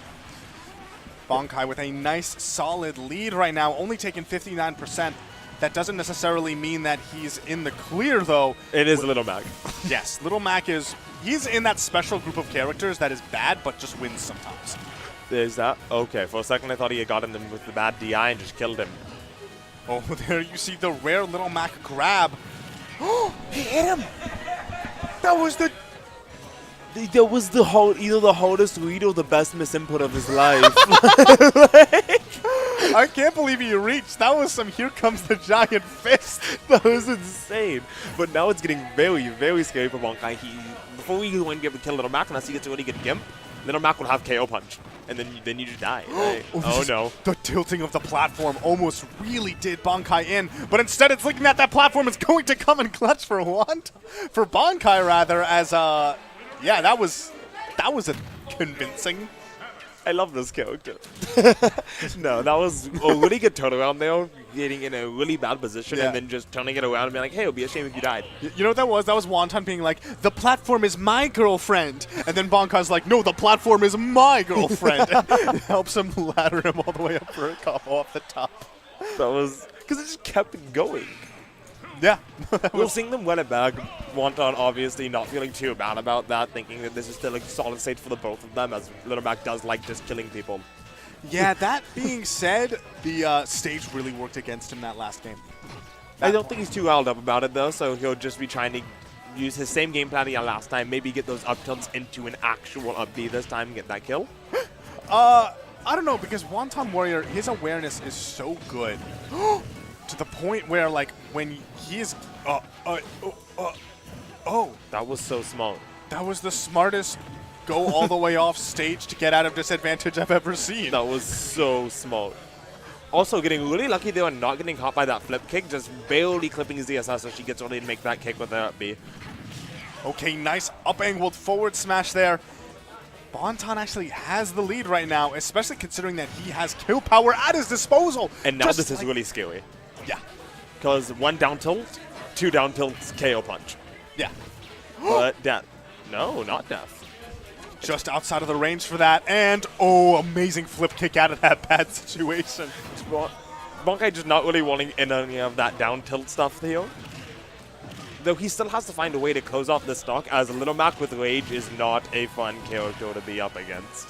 And it's like Wonton isn't even necessarily using the rage to his advantage. But He's dead. yeah, right there. Bonkai resetting the rage as the stocks become even. They're getting called out on that wall. Yeah. But at the same time, he has to. That shit's so tiny. Sorry, It's a Skittle. every time I see that down angled forward smash. So for those of you who don't know, for Little Mac when he does down angled forward smash, it has almost no knockback. It never kills, but it does like 30 damage. And so when he charges it and puts it on someone's shield, it immediately withers it down to the tiniest little skill. If not breaking it. Yes. Oh. Good SDI or death? I'm confused what happened there. I mean, Bonkai won, I understand that, but... I'm imagining that was good SDI. However... Was that a traded? But, like, he kept going up. He just kind of, like, fell out and was like, oh, hang hi. We'll have to go back in the lab. We'll have to get the scientists. We do have a crack team of data interpreters who should be able to figure out exactly what happened there. Because I've never seen that happen. I've not. That was weird. I've That never was seen somebody just- clank out of... Bunkai, do you know what happened there at the end, where you were in up B and all of a sudden you traded out of up B? Yeah, it was SDI. All right. So Bonkai is actually a god, it turns out. Yeah, so the SDI there, for those of you who don't know what SDI is, it's Smash DI, or Smash Directional Influence. When you get hit, there's, if you basically mash your control stick at the exact moment you're getting hit, you'll be displaced just slightly. And that's why that's so hard to do. He had to hit the control stick down at the exact moment that that first hit landed in order to keep him alive and end up winning that game. It takes absolutely incredible reaction time to the fact that you got hit by crazy. that down tilt and then just being like, I know this is coming, I'm going down. And so, really good stuff there from Bonkai, but now we are seeing, is This this is losers. Saxo versus player 4, another invader. Yeah, so Westchester going to try and hold down the fort here. This is, so player 4 came all the way from out on Long Island. He had a bit of an unfortunate loss to Queevy, what does they play? The Mario.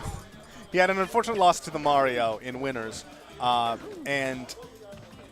He's been making that loser's run.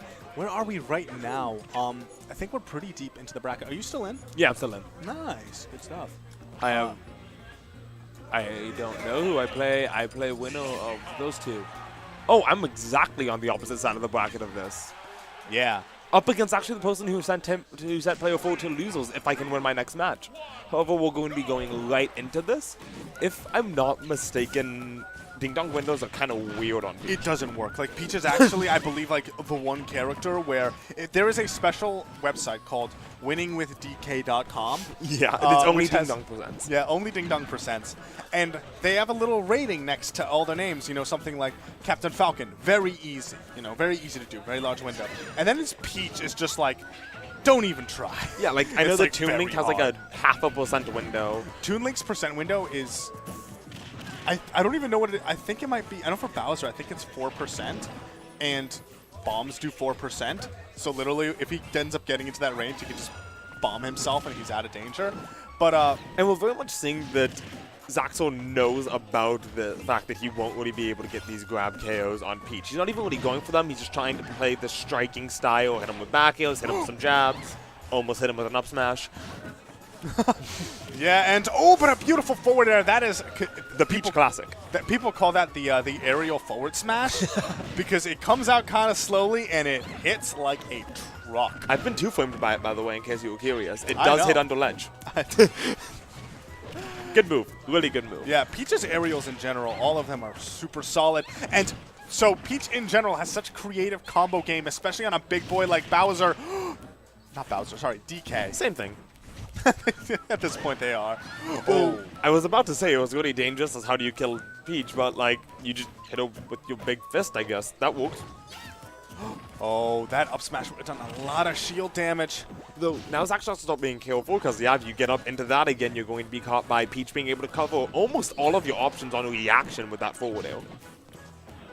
He's sniping with the turnips. Zaxel has been caught on the ledge so much. The spacing on that. Absolutely amazing. That was pixels. Oh yeah. That was pixels of just barely dodging that Donkey Kong get up attack. Oh, look at that player for just winked at me. Oh, my heart fluttered. Ooh. To explain why he was able to do that, Long Island, where he is from, is DK City. DK Will, of course, one of the staple Long Island players. You also have Ricky G and the entire generation of DKs that have spawned up around them. So he is no stranger to this matchup, and that is what we're seeing right now. Just abusing the fact that he doesn't have to worry as much about Ding Dong, and also just taking those weaknesses, even the tiny little ones like the range on that get up attack, and punishing as hard as he can. And you have to wonder how much Zaxel's played Peach. Peach is not really that common of a character, considering that she's very, very difficult to play. Absolutely. One of the most technical in Smash 4. And I know of no Peaches in Westchester, but Zaxel has traveled around a bit, so this probably isn't the first time he's encountered the matchup. But it might be the first time he's encountered a Peach at this particular level. Yeah, at 60% not even working, even the 60% 100 rage, normally would see characters just explode there, but Peach doesn't care. Oh, speaking of explosions! Speaking of explosions! I'm a little bit questionable with that DI. I didn't see the spokes, but he just kind of went and died. But it also is Town and City, so you never know.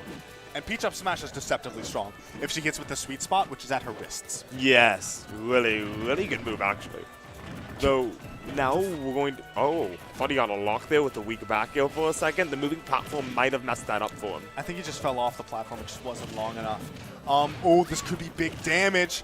Nice. Right now, Zaxel has a lead. Oh, he might know that he might be able to get it now, because last time he did it, it was about this percent. He barely missed, but he had 50% more rage. At the same time, though, the more damage that player 4 puts on him, like now I think it's probably... Yeah, now he's out because it's the same exact scenario they were in the last time. He kept his jump the entire time, but it does not matter when Toad is there. That was just matchup experience shown in full. Zaxel, so smart holding on to his jump. I thought he was actually going to make it back after that, but the double tap is necessary. He's amazing edge guard coming out there from player 4. Got it. That looks like I'm up, so I'm going to hand this off to Bonkai. All right. That, of course, is Mr. Chocolate. Thank you. Not Mr. Chocolate. Yeah. Alrighty, that was actually really cool. Player 4, you kind of cool. I forgot that move existed. Dude, you friggin' this float spacings. How many times have you played that matchup in your life? I think that's the most matchup I played. Yeah, yeah, like DK Will, like Ricky you were, G and everything. You want to use mine later? Oh. So I got some. I just got some insider intel from player 4's his crew, which is that his controller is not even functioning as he'd like it to. So, despite that's why he lost to that Mario. No, I'm kidding. Yeah. right now we're going to be seeing Mr. Chocolate, who has made a pretty solid run here, actually guaranteeing himself top straight to eight +5. as he fights off against Noku, one of the Westchester staples. I'm fairly certain these two have never played before. Yeah, probably not. One's from NYU, the other one's from, Yeah. well, over here, Westchester. And I believe that both these players have matchup experience with the characters. Oh, yeah. I don't know how many Diddy's have in NYU. DJP. I know you have, yeah, I was about to say DJP. I know he's one of them.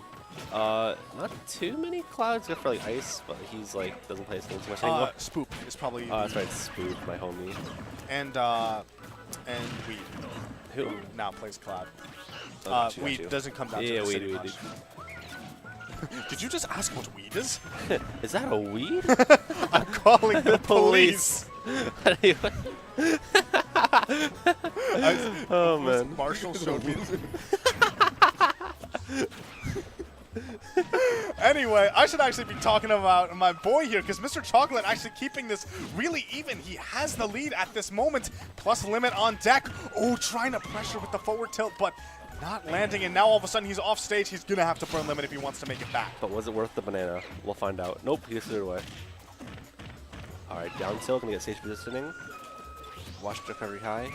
Oh, that was a nice mix-up. So smart. That was kind of nice, because no, like, that's like what Diddy does, but no one expects it, you know? Like, even though they do it so often. And I know for that DJP is not exactly, it's not like he utilizes.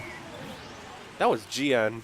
I'm gonna stop talking about other players and instead talk about the two guys who are on screen right now. Noku doing a fantastic job at that first stock, but Mr. Chocolate retaliating immediately. All of a sudden, we're back to this dead even game as only 20% separate them. Mr. Chocolate finding an opening with some jabs. How far can he take it, though? Here we go. It all starts with one hit confirm. Let's see how far he takes it. All right, gonna keep him in the corner.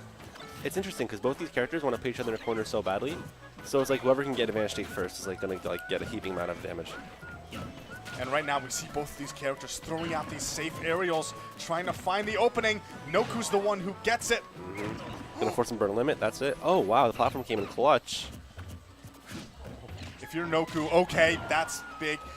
You cannot just throw out aerials onto Diddy Kong's shield when he's holding a banana. No, definitely, especially because he can also, because that banana is literally an shield option that goes across the stage and like gets you hit confirms. Oh, Noku He's in at the a ledge. bad spot. Mr. Chocolate trying to catch the landings, not able to contest that fair. Now he has to burn limit in order to make there it goes back. his limit. And I was about to say, like, if you can get one ledge trap, this could be huge, but can you even find it without the limit? Or getting down tilt up smash. Noku gonna take game one. That was I'm not sure if he meant to do limit charge in his face. Yeah. It was definitely a gutsy option if it worked. Yeah, it was like a Mewtwo, like, Cloud-esque thing. Like, charge limit whenever you can, small bits and pieces. But it's right in their face. yeah, right in their face, not so much. Gonna take him to Lilat. I can see his counter pick. I see like Cloud like Ned uses counter pick versus Diddy's. But like the only thing is like Diddy has like a small frame and like banana. So we'll see how Mr. Chocolate take advantage of it. Keep in mind, we've seen Mr. Chocolate play on this stage earlier where he did a real number on Zaxel. He didn't end up winning that set, but the game on this stage certainly was convincing. Let's see if he's able to bring a little bit of that same flavor here. It's not Donkey Kong he's fighting against, but his little younger nephew. Diddy Kong. Thank you. In case y'all forgot. Kidding. Look at Anyways. this right now. The tech chases are on point, but overextending. Beautiful play by against- Noku. Oh, no jump. He's gonna have to burn resource. All right, not gonna find it. Gonna hold the advantage chase though. Oof, that could have been something huge. I don't like that. Just throwing out the up smash, just guessing he's gonna be there. But I mean, at the end of the day, you just gotta do what you can to stop these stocks. Oh, I don't think he was prepared to catch that roll being behind him. Noku not gonna take advantage of that little frame you have to hit Cloud when he's come back down. That was almost big. That was so smart abuse of the Lilat tilt. If you notice, he re-grabbed the ledge when Lilat was tilting down, so Diddy Kong's down smash just completely whiffed, and he managed to get back to the stage, and now he's looking with a pretty solid lead here. Yeah, man, because Lilat's beautiful and perfect. Is what I would say. Anyways. Well, we do have a Diddy Kong on screen. Might not be MVD, but... Well, if you're watching MVD, shouts to you. All right, he didn't burn his jump. There we go. He's gonna hold the limit. Oh, look at the way that he's just maneuvering around him. throwing out these big hitboxes, but the kind that can also be safe. That's going to be it, though. Yeah. Lilat wasn't. If Lilat had been tilting down, he might have been able to survive. But as it stands at the Yeah, moment, it's hard to say. You just gotta DI that down tilt down and away, and he kind of DI'd it like in, which just makes it like easy and reactable for Diddy. ooh. So you'll notice that when the stage is tilting down. What are we watching here? Just Is this Smash? dash in, dash back simulator. Is this that rare game I've heard of called Smash 4? Oh jeez, I thought he was about to get like double dunks or something off that grab if he got it. Yeah, and Noku. oof. Cloud is one of those characters where he's a top tier, and he has amazing comeback ability, but even when he's in a big lead like this, he can't get too excuse me, comfortable.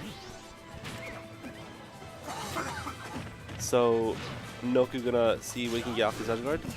Every time, I'm so scared to see that second swing of the up B, because I've seen like Clouds get Lilat because the stage is tilting, and then they just go through like in bracket too.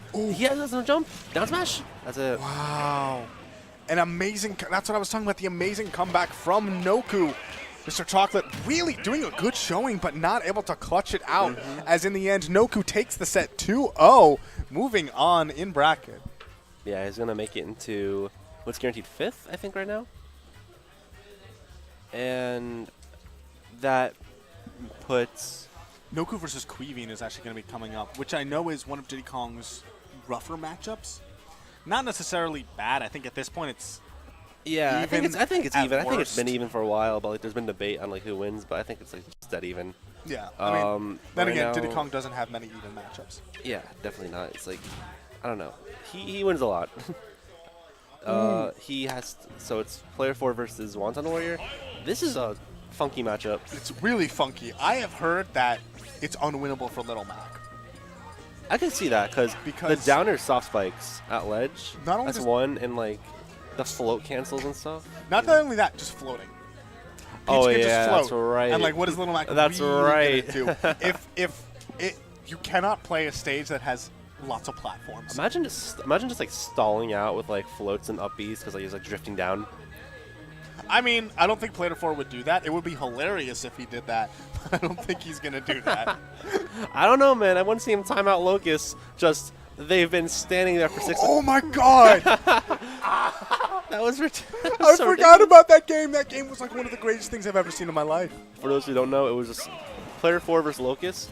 Player 4 with the turn up in hand and Locust holding his bullets as he's playing Bayo for 6 minutes. No one made a move. He lost though, right? I think he lost the set, obviously, but I think he lost the game too because I think they ran it back like 1 minute 3 stock. I thought he got hit by like the tiniest little thing. No. I remember it went to sudden death and like 0% both. Ooh. Oh, I like the idea from Wonton Warrior. Oh, didn't have a jump.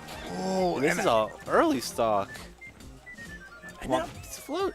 Okay, that's okay. I guess it was much as bad. And I do know that Player 4 has matchup experience, mainly against Big G or Mangu. I believe he changed his Yeah, tag he changed to. it. That tag Um, change. But, like, you know how before, earlier in the night, I was talking about Type A versus Type B Little Mac? Well, Mangu, I'd say, is Type A. Very patient, very calculated. Wanton Warrior just goes in for the swings. And, not really working out for him. Apparently, player 4 can swing harder. Right with the crown. You know what took me the longest time to realize she was taking off her crown, hitting you like with you, instead of like winding up like a big B-word slap?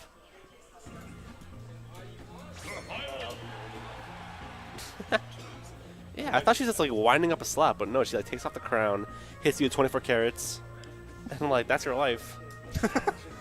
That's my wife. My wife, my life. Anyway, moving on to this next game 2, we're going to be getting the same stage. Wow, he's just gonna run it back. And first impulse of player 4 is just get on that platform and run away. Oh, I want to see what happens if Player 4 actually decides to play the ridiculously patient game. Yeah, I mean, all he just has to do is like nickel and dime his percent on, you know? What a spot dodge! That's like really the secret tech against those safe on shield That was just a moves. clutch spot dodge. Yeah. Especially because like the way that forward air works, the knockback angle, it hits hard and it hits low, which for Little Mac means that it might just spell your end even at a ridiculously low percents. Oh, the weak back air, but it resets the situation. Okay. I'm noticing just now, Wonton can't really punish the float like fair on shield. Let's do like side Bs or something. I don't even know if side B could have. Because he tried down tilting, it was like it didn't look very like remotely close to hitting. Because one, she's floating, and two, this drifts back. But apparently dash attack is an option. Oh, I was misinput. That's what he's. Did he make it back? No, he reversed it. He's just talking about controller not working either. Oh, that's trash. Yeah, this is a not great situation for him to be in. Although, you know, he has the ability to even up the stock count really quickly. Another thing about Peach Float is she right there. She could just hang out exactly where he knows that Wonton is going to end up in.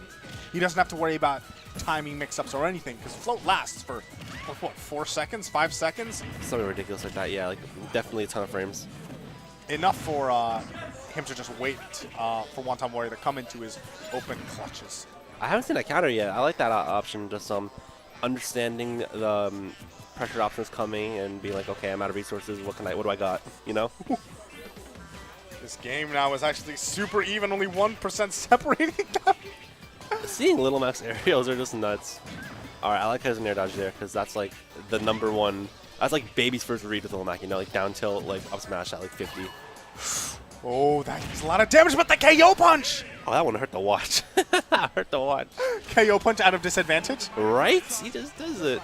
And yeah, so you know, that's the type A right there. Yeah, he hit the, so he threw out the KO punch while he was still in the air, but because he landed on the ground when it came out, that was the full meaty end your life KO punch. Yeah, 100%. All right, Dreamland, I like this counter pick. Gonna give him more room to run around, and the Whiskey may tinker with like Little Mac's like spacing and like dashing and stuff. Oh no, Oh, he he's caught me fine. with that once. I got zeroed to death by that once by Wonton Warriors. Insane. Wait, Like what? run off nair, like soft spike. I was like, okay, you got it. I mean, okay. I can't believe that's a real thing that's happened to a human, but Yeah. Sorry. anyway, right now we're getting into this game here. Ooh, reads the air dodge. Yeah, Wonton trying to put on this pressure, but in the end, he's put off stage. Oh, I haven't seen that yet. I would love to see that more. He did use it against the set again.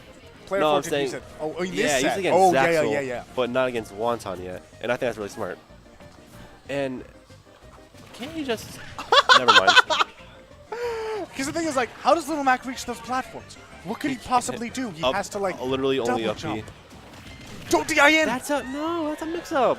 No, it's not even a mix-up. You just DI out. Yeah, exactly, because you can... What is Little Mac going to do? Forward throw you? Yeah, exactly. I think he's dead. He's definitely dead. No way. Oh. That would be... My first look back at me. I thought he was alive. I believed, even if I just believe for a too. moment. That would have been like, top 10 greatest Recoveries. anime recoveries. Yeah, whatever. I don't know. Let's put it in the Eat Smash video, okay? Right now, oof. That up smash actually finding its mark there, considering that these floats from player 4 have been really good, but maybe Wonton Warrior is now finding the mix-ups to punish them. And this is kind of scary right now because player 4 can... Oh, don't SD. Oh, it's... Yeah. Save him! Save him! Oh, we have to sit here and watch. Okay, never mind. Yeah, there it is. I don't know why you'd want to put yourself through that. I don't know why you'd want to have to watch your SD drawn out over the course of like I'd probably 5 start seconds. unplugging and wrapping at that point. But there's that. Yeah. Regardless, we have Wonton Warrior moving on in bracket where he is going to next face the winner of Noku and Quevin. So Quevin versus Noku, we talked about that briefly. If Noku manages to win, though, that's the run back. Yeah. Because Wonton, I believe, Yeah, set Noku took him to out. losers. Our opponent loses, right? Yeah. So yeah, I really think Queeby's gonna give Noku for his money. Haven't heard of him until now, so That's gonna be like interesting. Obviously, I saw him earlier, but it's gonna be interesting to see what he can do. You know, like versus a Diddy, because like I said, never seen him until he played Ray. Yeah, no, I mean, he's definitely solid. Has that Mario punish game. Yeah. And the Mario punish game is really key in the Diddy matchup. Yeah, definitely, because when you like watch Mario's like Dark Wizzy and like Zenyu, they'll hit Diddy once and he'll probably be dead. Have you ever seen like K9 just get like grabbed? Oh my god, by Zenyu? Yeah, he just dies. Which all the time.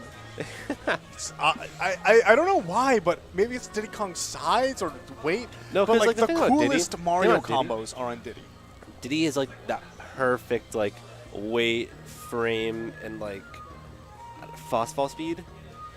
He's like the windows for like all the BM combos are like bigger on him. Like 0-2 snare flip kick is bigger on him. Upper ladders are bigger on him.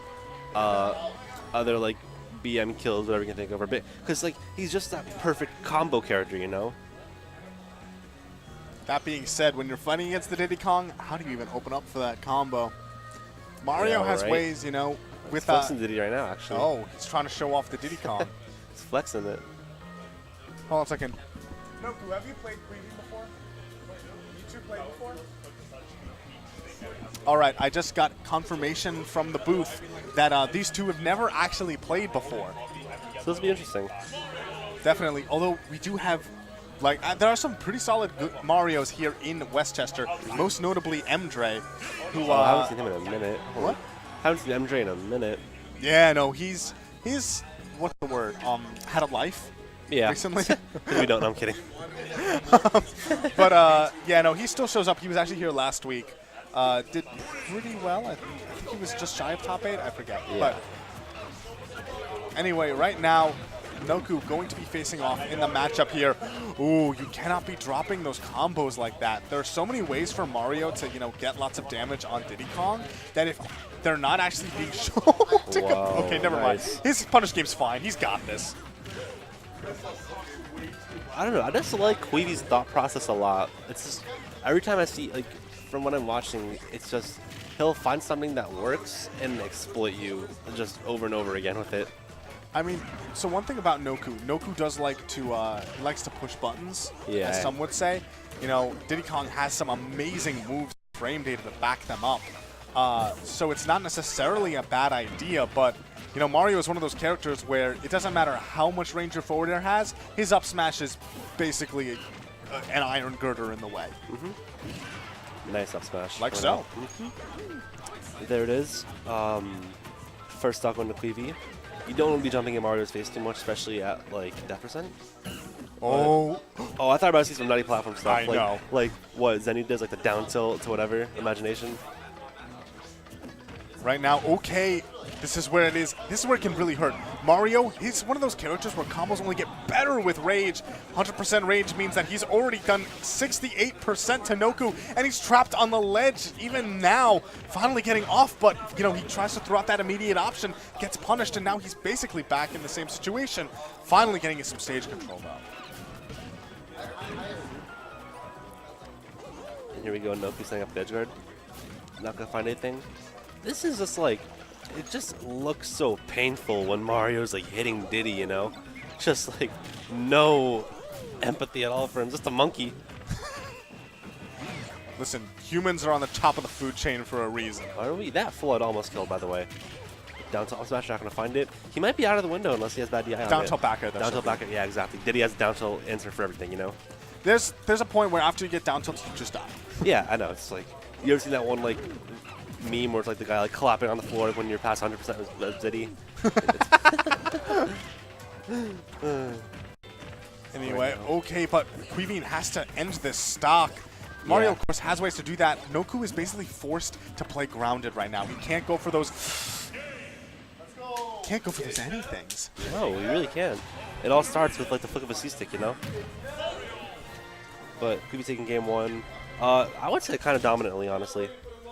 Because he killed him at like 140, and he racked up all that percent mad easy. But he's going to switch to Corrin.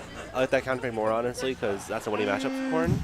I don't know. One of the things about the game 1, I think Smashville really, really hurt Noku Yeah. because of how often that platform was there to either help out with Beating's combos, but more importantly, get him off the ledge. I feel like switching to FD and sticking to Diddy Kong would have been a fine strategy, but here he is, he's committing to this. Let's see if it ends up paying off. What? How did I miss? Okay, anyway. Yeah, so And Noku, he's showing us that this is one of those pocket corns that we have been hearing over all the raves. the rinse and repeat pace is like just at the end of Mario. Okay, Weaving now forced into the corner as... Yep. I think Queevy's just too desperate for an answer, so he Okay. finds it and it's going to be a lot of percent. Nice. Not the 5 second back here, but going to get the up smash. The one thing about corn is you cannot get too aggressive, although counter is... Wow. Okay, right now, Weaving looking really nice. A little bit of bad DI on that. DI was Man. definitely suspect. Well, actually, no, he kept himself on stage Yeah. because he knew he was going to live. The more you know. Yes. Oh, is that going to be it? That time he has the good DI to keep him alive. Yeah. I'll admit could have been better, but, you know, whatever floats your boat, I guess. That'll be a down throw? Because up throw will kill him 20-ish more percent. No, no. You think earlier? Like, I wouldn't be surprised if it's... Okay, he's not going to... Now it'll kill him 20-30%. Because right Yeah. now, he lost all his rage in the stock. Weaving looking really nice at this moment. Oh, but this going to be it. Goes for the down throw, knowing that up throw isn't going to finish it off just quite yet. He's forced to up B to the ledge. Up air finding its mark. No amount of DI could save him there as he is ends up dropping that stock. He has a little bit of percent lead, but not the sort of thing that he can get anything with, like any close to comfortable with. All right, all these backers coming out right now. Going to answer back with jabs and pin. These two guys are just going back and forth right now. Yeah, and this is what Noku's been taking advantage of a lot. Just Mario's like little stubby limbs and Corn's a big sword and like, I guess, hands with like her little transforming whatever things, limbs. Claws? I don't know. Yeah, but she, Furry suit. yeah, I guess without any shoes. Ooh. It's Here we very go. particular kind of furry suit. Oh, but right now, Oh, no get him. jab block. That jab block would have been huge. Probably would have gotten the game, honestly. But Oh, the DI was absolutely. good. Back throw. Yeah, doesn't want to go for damage. Instead, trying to look for a big opening here. Is it going to work out for him? No, right now, Noku actually turns it around. Stuck on the ledge, goes for the get-up attack. That's the mix-up, but Noku's still ready for it. All right, nice back is coming out. I don't know. This is looking very grim right now for Queevy. It's like not possible, but the cards are like kind of stacked against him, you know. Yeah, at the same time, oof. Like, I'd say like 1 or 2 more combos. Oh, no my God, no way, no way, no way, no way. Stop. Amazing weight. No, it wasn't enough. Look at that. He just extended it for so long. Noku just like, he was trying to be patient. He's like, you can kite me all you like. You can flood me all my like. But it wasn't enough. That was type nice. Oh my God. If you're Noku, first of all, you switch to Corrin, so you can't get mad. But also, I would just be mad because screw Mario. you should, that was really solid. Oh, I gotta go play, right? Fantastic ending. Yeah. All right, I'm gonna hop off and hand over to whoever wants to get on now. So, Yeah. yeah. And right now,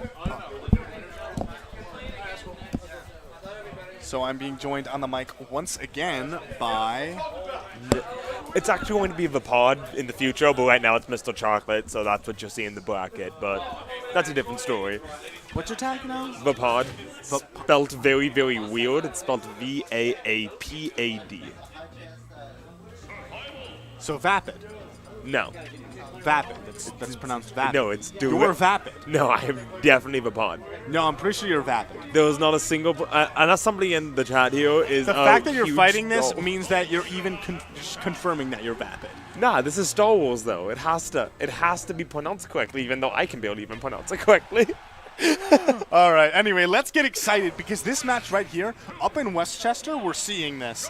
But This This is NYC. happened last night in losers finals of Xeno. That's the premier New York City tournament, and we are getting the privilege of seeing these two guys, one of them finishing first, the other one third, respectively, and they're meeting again, this time under a different house, that being here at Encore Esports. And whoever wins this is looking in a very, very good position to complete the invasion. Oh, yes. Well, Ray at this point is honorary Westchester. He's been so consistent at coming to Westchester events and placing well that I think he's not on Westchester PR because he's on NY PR. But he would be, he's essentially a part of the community at this point, so I would call him the defender. Okay, so he's the defender, but Bonkai did beat him last night. Taking his second Twice. Xeno. Yeah. Double eliminated him. Yep. Luma's good. Though, really good pressure here using Luma, using these jabs, just using Rosalina's tools and not let Luna landing. That was really smart there. That wasn't Luna landing, but that was that Rosa, she has no hitbox on her up B, but after a certain amount of time, once she goes into freefall, she can attack with Luma. Oh, okay. So that's what that was. It looked almost like a Luna landing, and it was just absolutely genius. It worked really well for him. Okay. That's death. That is not a trade you want to take. Managed to take out Luma for the first time, but at the cost of his first stock, Bonkai definitely not too happy about that, and he goes for that grab. Those grabs from ZSS, they're that all-or-nothing factor that they can lead to some early consistent kills at later percents.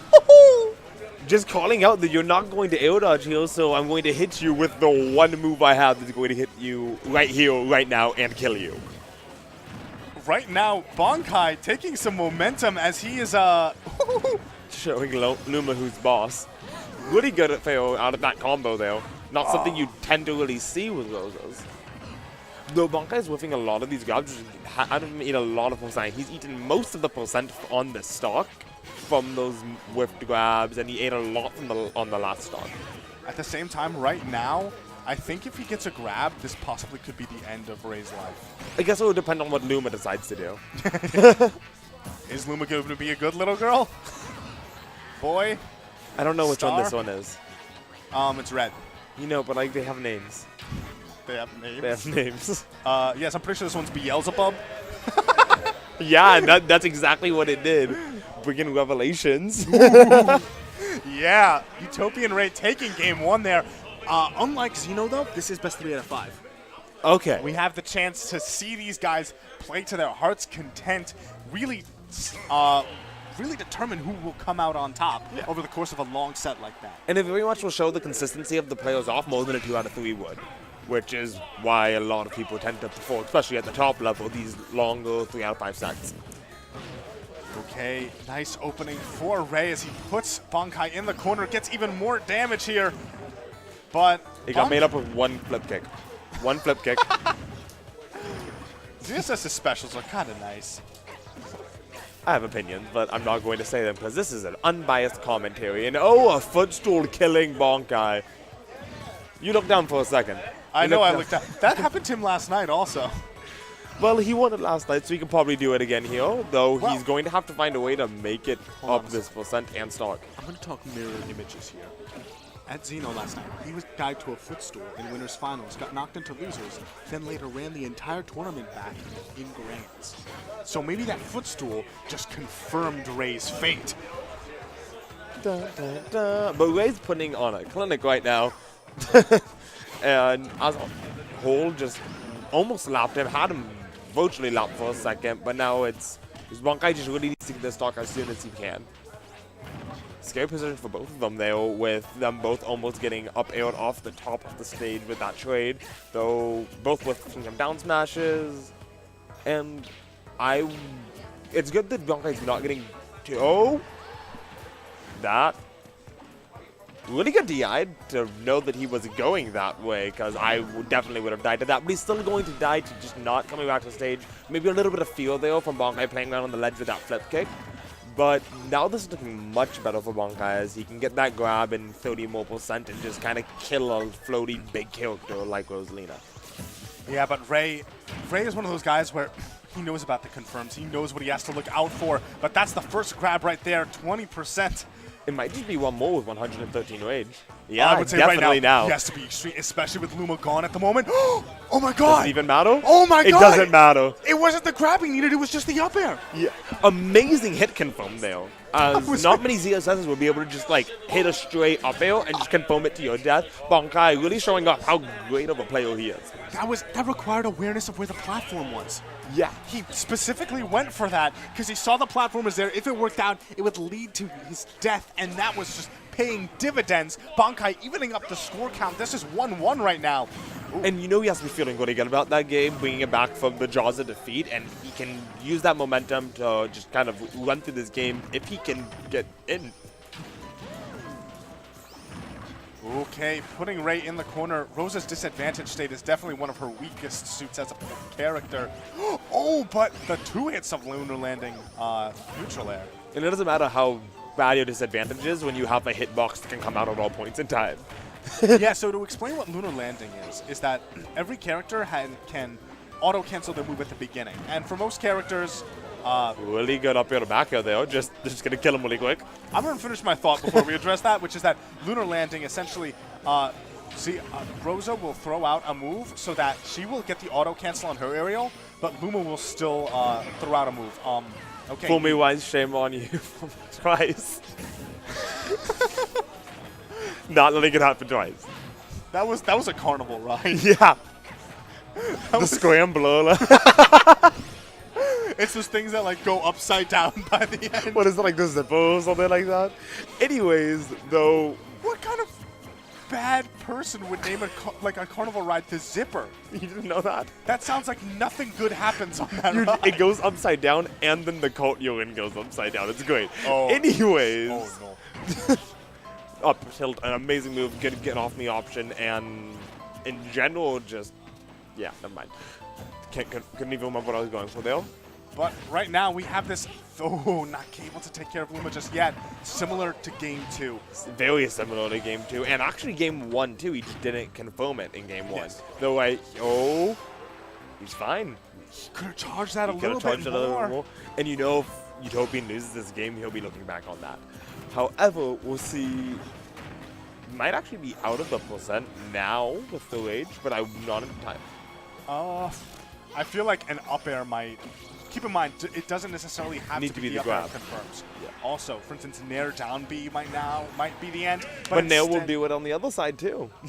Yeah, no, Utopian Ray just keeping a calm head, knowing that with all of that damage on Bankai, he doesn't need some big meaty hit. All he needs is that quick neutral air to finish the game. And actually, will he position himself in Luma? I believe that covered every option now, other than just sitting on the ledge. Very possibly. Although if he rolled on, it wouldn't have been a kill. Sure. It would have just been some damage and putting him back off stage. So now we're seeing Town City, very good choice, harkening back to Game 2, where we might just be able to take him off the top again. Okay. Right now, Bankai putting on the pressure, able to get out of the shield grab. Just runs right through him and dash attacks. You have a frame 1 jab, but I have a dash attack. It's fine. Ooh, wow. Calling out the attack for the up smash. Getting some damage. Really smart roll in there from Bankai. It feels like he's starting to get a better idea on the disadvantage state of how to get out of these sort of the read situations, you know, where it's I pick an option and you pick an option, go. Bankai has been getting a lot better at avoiding the combo extensions. Which is where a lot of his everything's coming from. As in the lead situations, Utopian's coming out on top a lot more than Bankai is as a whole. That's why I was saying the neutral kind of flipped mostly to Utopian. However, Bankai is making a very big point of extending that disadvantage and becoming more pronounced. Oh yeah. Ooh. Able to get back in control a little bit. He read that roll, tries to go for an up smash, but just a little bit too late. All of a sudden, Utopian Ray in kind of a bad spot as he's pushed to the corner. Look at him dancing around him, but as soon as he takes the air, that's when the up smash and then a forward smash finds its mark, but it's not enough. The next one of either of those should do it, though, especially if Luma's there. Oh, he had a read on that. I think he had a read on that roll, but right now we still have Utopian Ray living. He's up 2-1 right now. If Utopian Ray manages to finish off this game, that's it. He's sitting in winners. And Utopian used Luma there to take the Paralyzer, which was actually really smart probably intentional considering most of these roses, especially at the level Utopian's at, have amazing Luma control, and most of the things we would think of as incidental can a lot of times be attributed to them thinking about it. Oh, this could be big! Have him go that way. Well, it was He had to solid go that damage. way, yeah. Yeah, it was solid damage for sure. Oh my god, still following through the single hit forward air, actually really working out. Pummeling a few too many times there. Oh yeah, Bankai getting a little bit too aggressive on his way backstage. Ray is reading this and putting him just on the damage. Getting jab 1 from Lu. Ooh. Bankai had to hit a button there because he still had that. He might have wanted to drop down back air, finish the stock really quickly. However, dropping off got him stage spiked very, very fast. Yeah, and now all of a sudden we're looking at the losers bracket once again, where we will have Wonton Warrior versus Quevin. That'll be. I can't do it. I'm gonna when he gets up there, I'm gonna ask him what his. We're going to go to our Eye in the Sky. We're gonna make sure we find out from our guys in the booth how to pronounce his name. Hey, how do you pronounce your tag? Kevin.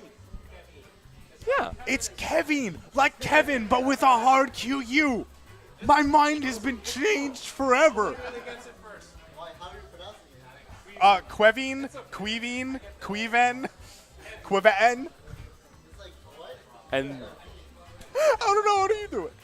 So yeah, he is Kevin. Kevin. Not spelled like the way you would think. That is with the Q. So now the real question is, have these two played before? I imagine so. I'm actually unsure. I think they might have even played last week. At the very least, I don't remember how it went. I know that Wonton went very deep in tournament, and Kevin managed to do also pretty well, but definitely not exactly analogous in terms of results. But right now, Kevin really proving himself. This is here in Losers Finals, guaranteeing himself top 4 at this, the first real inaugural Encore Esports tournament. And he's here 2 weeks in a row. He might become an actual Westchester staple, in which case having a strong showing tonight, if he manages to beat out Wonton Warrior here, that means that he's taken almost every Westchester name in one tournament. Oh. Well, that will be quite a feet to pull off there. Just checking something really quickly. But yeah, so let's see how these two can pull off. But if we're correct here and they haven't played, there's a lot of different styles of Mario you can play, and this is very much that type B Little Mac, which isn't necessarily what Kevin will be used to, even if he does know the matchup, which a lot of people do tend to know the Little Mac matchup. So, so the way that I've seen Kevin play as Mario, very punish-based. And Wonton Warrior, because he does kooky things, that type B style, it means that sometimes he overextends. And so sometimes if his combo ends up like that, I feel like what's going to be key is whether Kevin can really turn bad situations around on Wonton Warrior by just examining when he's going to just go a little bit too hard. Just going for downhill straight into the F smash. They're both just going for some smash attacks here. Yeah. But I mean, Little Macs are a little bit safer than Mario's outside of that up smash, which is notoriously pretty safe. Isn't Sweet Spot forward smash also safe on shield? For Little it might, I think so, but it's a little bit harder to do, especially at a character with this speed where they can just kind of like dash in on you really quick. That should get rid of KO Punch? Yes. Which is a very good position. You never really want to give Little Mac the ability to use that. And you notice that Wonton Warrior was forced to recover super low. Little Mac's up B does not snap to the ledge, which makes that flood a terrible prospect. Oh! The stall from counter actually backfiring on Wonton Warrior. He ended up being out of the range of the up smash, which meant he got no counterattack. Instead, he just ended up being a sitting duck. And now it's... Oh! Catching the extended hitbox from Mario's back air and just like hitting him over his shoulder. Let's go, Little Mac. Over the shoulder boulder holder. Is that the new name for Little Mac forward smash? I am okay with that. This is again. Yeah, same deal. Wonton noticing that he's really liking these back airs and just taking advantage of the super armor on that extended hitbox to just hit him. I'm surprised we didn't see that KO punch there for a second. And I think he's thought just we gonna were run up going and do to. it. Yeah, okay. This is when Wonton has KO punch. It's the silliest thing. Like, I've... A little bit extra percent there for Aelio Mac. Little Mac is an AO fighter, contrary to popular belief. Good DI. He actually DI'd that up, if you hadn't noticed, just so that he could recover forward to the middle of the stage. What a beautiful tomahawk forward smash. Oh, that's terrible. Did you see that? That fireball barely just nicking him, gave him the opportunity for that up B to become a brutal counterattack as Wonton was just knocked off the stage into the blast zone. Yeah, he looked like Wonton was going for that nail to footstool ish idea where we just wanted to bounce off and kill him really quickly. That's the sort of overextension. You know, Little Mac, when you think of, you know, Soul, the top level Little Macs, you know, not saying that Wonton isn't top level, but when you see those types of Little Macs, when the opponent's off stage, they'll stay on stage, wait very patiently, let me try and catch their ledge option, but their Wonton just got a little bit too hungry and paid dearly for it. Though he was bringing that game back really well, considering how at the beginning he was at a pretty significant disadvantage. However, Kevin looking like he was trying to end Wonton's life right away with that cape. That's the thing is that, like, if Wonton is not careful, and I have a feeling that at some points in this match, Wonton will not be careful, yeah, Mario can just complete edge guard so quickly. Oh, that's a KO! That might die. He's gone! Yeah. Wow! Right now, Kevin one stock away from moving on into losers finals here. Wonton is one of the best players in Westchester, and Kevin is just showing he looks like a little Floor Glory Little Mac that can't hack. Yeah. Though, at the same time, Little Mac's never a character that you really want to underestimate, even when you do have a lead. Because right now, he could just die. And there it is. So that's the thing about Wonton Warrior. He's so good at keeping his composure that even when stuff like that happens, he was down by so much, and already, this is basically an even game. And I'd argue it's in Little Mac's favor at that point. He's going to kill much earlier than Mario will, unless he gets gimped. Yeah. Yeah, on average, Wonton Warrior is going to be doing a lot better in terms of killing more consistently. But right now, he's stuck, covering back from the stage. A little bit too aggressive from Queevy, and he gets hit. A dash attack putting him way out there. For a second, I thought we had bad DI and that was going to kill, and I was very, very scared. I can kind of feel that Wonton might want this KO punch. Something? That might have been it. I've seen him do that before. I've seen it in clip. Oh, no. All right. It's best to Kevin moving on. Wow. That's never how you really want to see a set to end, but really good stuff there to Kevin. I mean, just putting himself in the position that if there was a mistake made, he can move forward in bracket. Yeah. So Kevin really doing a good job. Fantastic showing already, guaranteeing himself third place. A shot at the big time as he now faces off against Bankai, who was dropped into losers from the winner's side of things. Fantastic stuff to Wonton Warrior, though, making it really deep here into bracket. You know, especially with a lot of invaders here. Yeah, no, he was the best placing. I mean, is Wonton considered an invader? I don't know. It's confusing. I don't know what Wonton's for. I've only seen him at like Unscopen Smashes. I think he's sort of an honorary Westchester. Kind of like Utopian. Kind of like Utopian. Got it. Which leaves Bankai as the last official full-on invader in bracket here. Let's see if he can downhill. That moves. Wow! Right now, Bankai is taking no prisoners. He is not happy about that loss he had to Utopian Ray and Winners, and he's immediately wants to just get this out of the way so he can move back to the rematch. And he almost has gotten all of these confirmed. So, I mean, Wonton Warrior is really good, but keep in mind, Bankai just won a Xeno last night. And there is a big jump in terms of, not necessarily a big jump, but like, you see that when Bankai is on his stuff, it's so scary. And if you've never played a good DI once he saw what was happening to just move in and not get sweet spotted there, as if that sweet spotted, Bankai was dead. Oh, absolutely. Like, what a grab! And the forward air? Not quite doing it trying just to hit him yet. with a Simon Belmont, but there's some kooky stuff going on these platforms. Back air finally seeking like a missile and finding its mark. Bankai going up in terms of stocks, but he's off stage right now without a jump. the ZSS has an amazing recovery, especially when she keeps that down B and her arsenal, it's very, very hard to not only get but to just put her in a good stall there with the down air. We don't see a lot of ZSSs do that, but it works if they're overcommitting already. Yeah. And at the very least, it sort of keeps her in a... Oh, I don't know if I don't think he wanted that dash attack. Very rarely do you see Zero Suits genuinely go for dash attack, considering that pretty unsafe, And dash attack mediocre just gives reward. them better options. Much like that. Oh. Oh, get the balloon out of here. What's the balloon count? We should have a counter for that. Can we get on that stream setup balloon count? Oh, going for a fail there. That is a very Mario. We should have been addressing that. We should have been. We saw it right there. It was happening in front of our eyes. Unfolding for the world to see. Bankai taking game one pretty, in the end there was pretty consistent.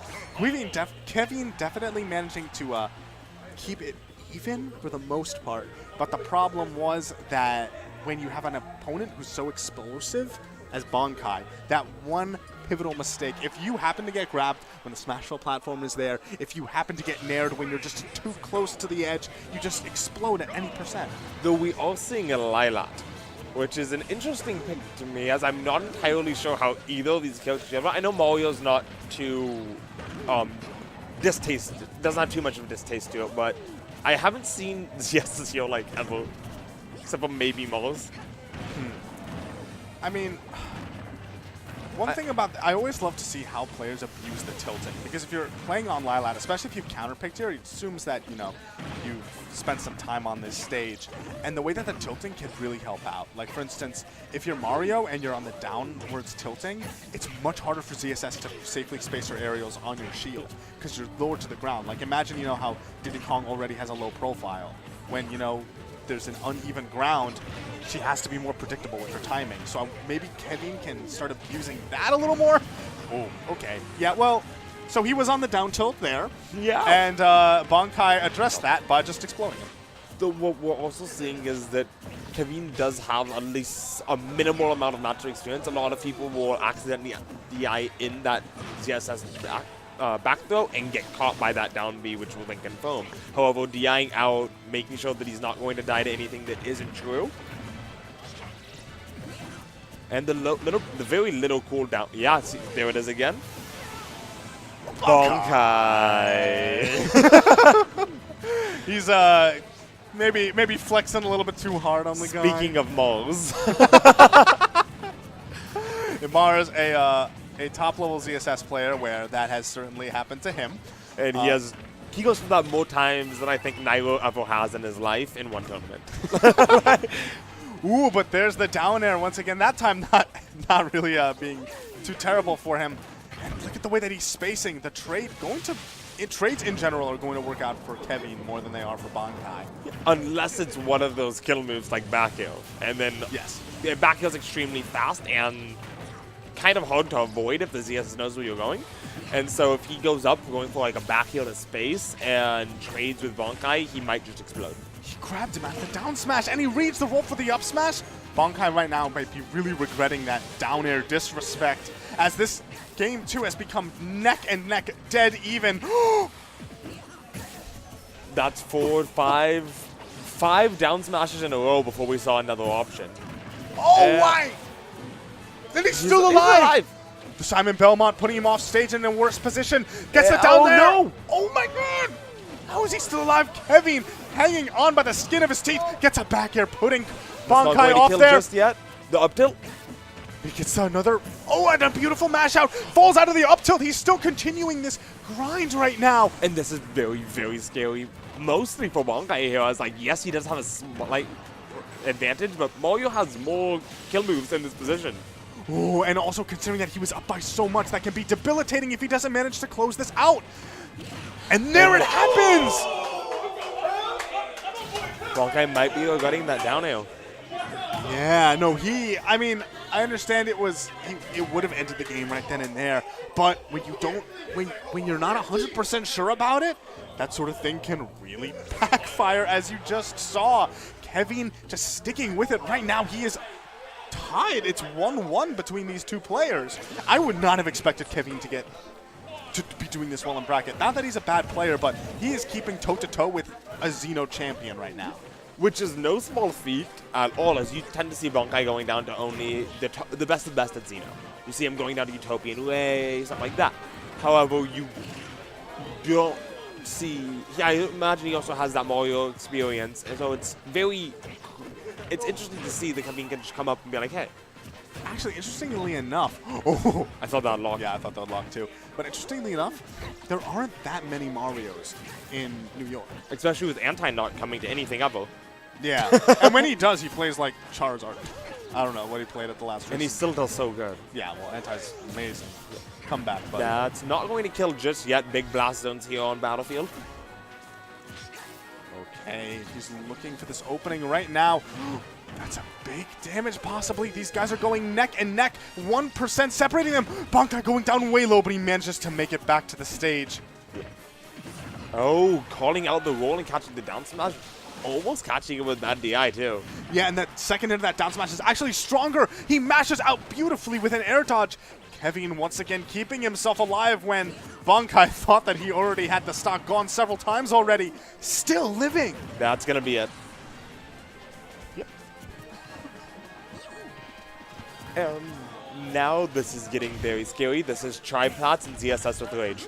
Even if it is Battlefield, which isn't notoriously her best stage with a big blast on at the top, it is still ZSS with Rage. And now it's ZSS without Rage. Man, it's so easy to lose Rage in this game. Yeah, it's crazy. Like, why would they do that? Oh, they were almost killing. At 59 hit.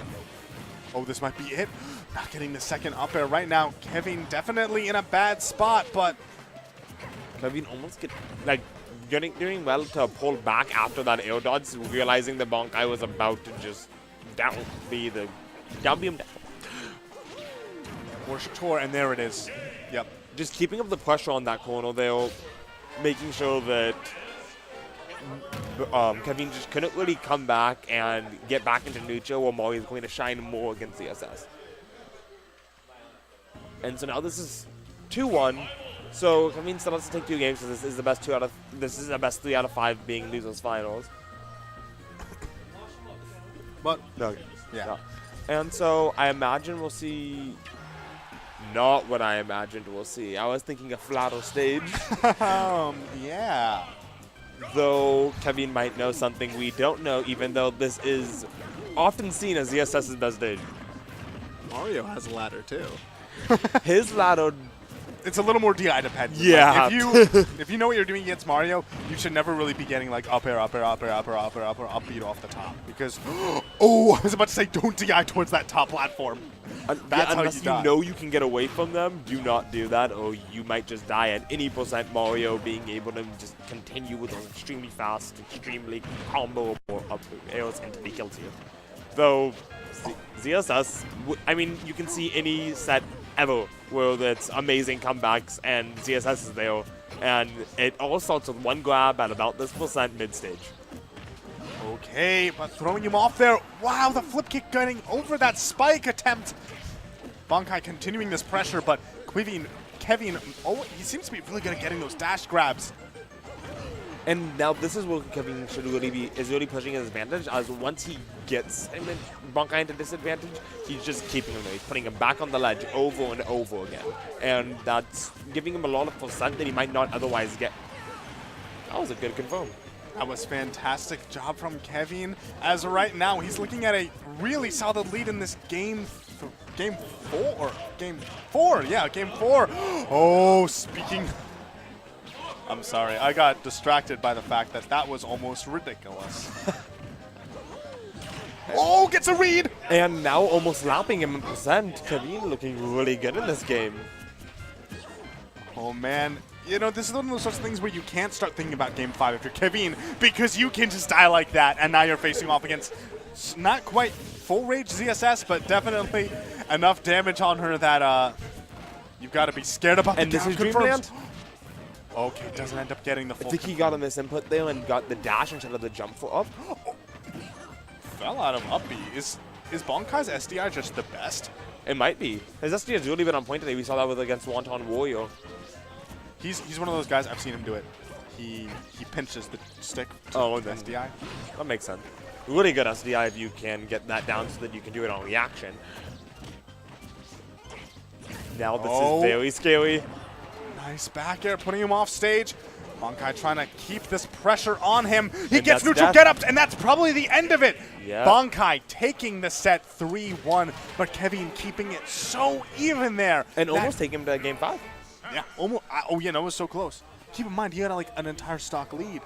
But, you know, just because you have a huge lead on a, you know, Bankai does not mean that you are anywhere close to having a having the set win. Nonetheless, Shout outs to incredible Encore show. Esports for giving me this water. Nonetheless, incredible showing there from Kevin, being able to make it this far in a very, very hard bracket and to almost take it to game 5 where he could have potentially made it to Grands. Yeah, but instead we're going to be seeing a Grands that's perhaps a little bit more predictable. This is going to be Bankai versus Utopian Ray. This is the this was the, as we said before, the losers finals of last night's Xeno, where in the end Bankai took it and later took the tournament. Yeah. So we'll see right now. Bankai, obviously no stranger to bringing things back through losers, and considering how he's a very momentum-based player, I could easily see him tearing through Utopian Ray, even in 2 sets. That being said, Kevin is definitely a good player, but he was even struggling against him a little bit. So maybe he's not quite in that form that will keep him in the running. We'll see. And it's always very scary to have to go up against Rosa of this caliber, as yeah, you're ZSS and you can kill extremely early with that grab, but Rosa just has Luma, and Luma, without even rage, will kill you at 30. Oh no. And we're seeing Town City, both of them hoping for those very early kills off the top here, and Yeah. pretty predictable, I'd say so myself. It makes the matchup a lot more glass cannon-y. Okay, yeah, they are getting, this is no button check. They're getting right into it here. Oh, Bankai with this nice opening. Neutral air to forward air. And yeah, slowing down the pace, which is not something I'm usually used to seeing. Oh, almost dying there. Again, with ZSS, especially in this matchup, as Rosa does like that slower, more defensive style. However, Bankai knows that if he can just kind of take advantage of it, play at his own pace, this will be much easier for him than if he has to play at Utopian's way. Ooh, the nice boost grab there. These juggle situations when there's the FD variant, even though like ZSS has some amazing landing options, Utopian Ray is just so good at following through and punishing him. That downer somehow sending him up to the top. Definitely Bankai is thanking his lucky stars for that one, and he is still alive and maybe able to abuse this rage. And this is very scary, as if we see that down smash, it's the exact same percent that we saw Mario die, and Mario is much lighter. However, it doesn't matter anymore. He might still die if he gets caught by that down smash at the ledge. However, if he gets caught by a more middle stage, he should be fine. So now we're seeing the Utopian like just trying to get some extra credit here, but otherwise just throwing out a lot of smash attacks, actually calling out a lot of jumps that aren't working out necessarily for him. But ooh, Luma might have just saved him there. I don't think he would have been able to combo anything except for maybe an up air out of that. But it doesn't really matter. Bankai catching ZSS extremely powerful back air and bringing it back to almost even percent, except for now. Now, Yeah, yes. Utopian Ray has sort of been in the lead for the most of this, but look at that's a huge back air. Sorry, back throw rather. Look at the absurd base knockback. Like, it doesn't matter if you're at 0. That down air, just the Luma hits send you so far. Catching the air dodge there, really good. I love that. I love that use of footstool to land. Bankai was just not ready, and he actually had that, what should have been a good situation, got turned around on him totally. And now this is scary. Bankai's been a lot of times jumping out and just going back to the middle stage here, so I would not be surprised if we see Utopian start moving that way after these throws now and playing that. Never mind. It's fine. Yeah. Utopian Ray able to just keep on the, like, that's sort of like a follow the birdie, where, you know, Bankai is jumping all over the place. He's doing these flip kicks, he's doing air dodges, ledge grabs, all this stuff, and he's just keeping his eye on it, keeping his eye on it. There's the up smash. Yeah. And especially with Luma, that's a guaranteed kill. Maybe not with Rosa alone, but it was a little bit of a high percent there. Probably was going to die, and that's especially on this stage. Though we're going to see Bankai just running it back, not necessarily thinking that he could do anything different on a different stage that he can't do here. Yeah, oof, a nice down air. Oh, and Bankai getting hit by another down air, being way out there. And he didn't have his jump there, which was really scary, though ZSS does have that down B, which is Basically, another jump. It's basically a Falco jump times 3. So. Yeah. Oh, just getting a little bit extra damage with the Zair. He's going so deep. Really good low recovery there from Utopian Ray, making sure that he's not getting caught by that. You really see that they've played a lot, as that's the first time the Bankais even went out there, but Utopian was ready for it. Yeah, oh, getting behind him. Right now, the cross-up rolls are starting to help Bankai get out of these bad situations, but that's the sort of thing where, over the course of a set, that might be your undoing. If you keep rolling behind, even if it's worked for the first, 14 times, the 15th time when it matters the most, that might be when a player like Utopian Ray has it in the back pocket and is ready to punish. Yeah. And especially even if this set is won by Bankai and we go to a reset, that will continue to become more and more pronounced. He actually did it. You saw that. He rolled behind him. Utopian Ray had the read, but he accidentally got an F-tilt out. And that... Very late side either. Maybe he thought he had a jump and was trying to jump to it, slide up really fast. However, never know. Might have just been there was no reason. Oh, the universe is chaos, and everything we do doesn't matter. Optimistic. Moving on to the second stock. Oh, really good ledge pressure there, knowing the Bankai couldn't roll out, jump out, or do virtually anything in that position. And this is not a good position to be in. Oh, but that balloon actually really hurting Bankai. He got stuck in basically hitting that, which meant that he continues to be juggled, but finally turning this bad situation around possibly. It's not lasting that much. Like these two guys, they'll get the one hit and then the follow-up, and then they'll be returning to neutral, which is very strange considering the nature of these two characters and players. And that's very scary, and you can see that it's working out for Utopian mostly here, as Rosa does have that very defensive neutral, whereas ESS kind of has to run at you and make you choose an option. Right now, though, Bankai has been off stage for so long, he's already survived a couple of really scary hits. He falls out of it. This might be it, though. Oh, he goes for a grab? That's not going to do him in. I don't think he had enough time to get the up smash to come out. Rosa's too floaty, yeah, but the back air, is that going to do it? No, still 158%. This is max rage. The Luma's back. Luma's Never back. mind. Luma's gone. And so I would not be surprised if we saw Utopian kind of slow it down here. He knows he doesn't have to overextend at all, and Bankai's now forced to approach while Luma's gone out here. He has to try to find a way to close this out before he dies. Oh, this could be huge. Grab the air dodge, but he only gets an up air, going way into the blast zone for a follow-up.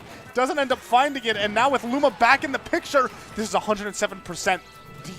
Bankai doesn't even need any crazy thing to finish off the stock. Back near the ledge, maybe just a paralyzer. Well, down smash, paralyzer. Either or might just straight kill Utopia.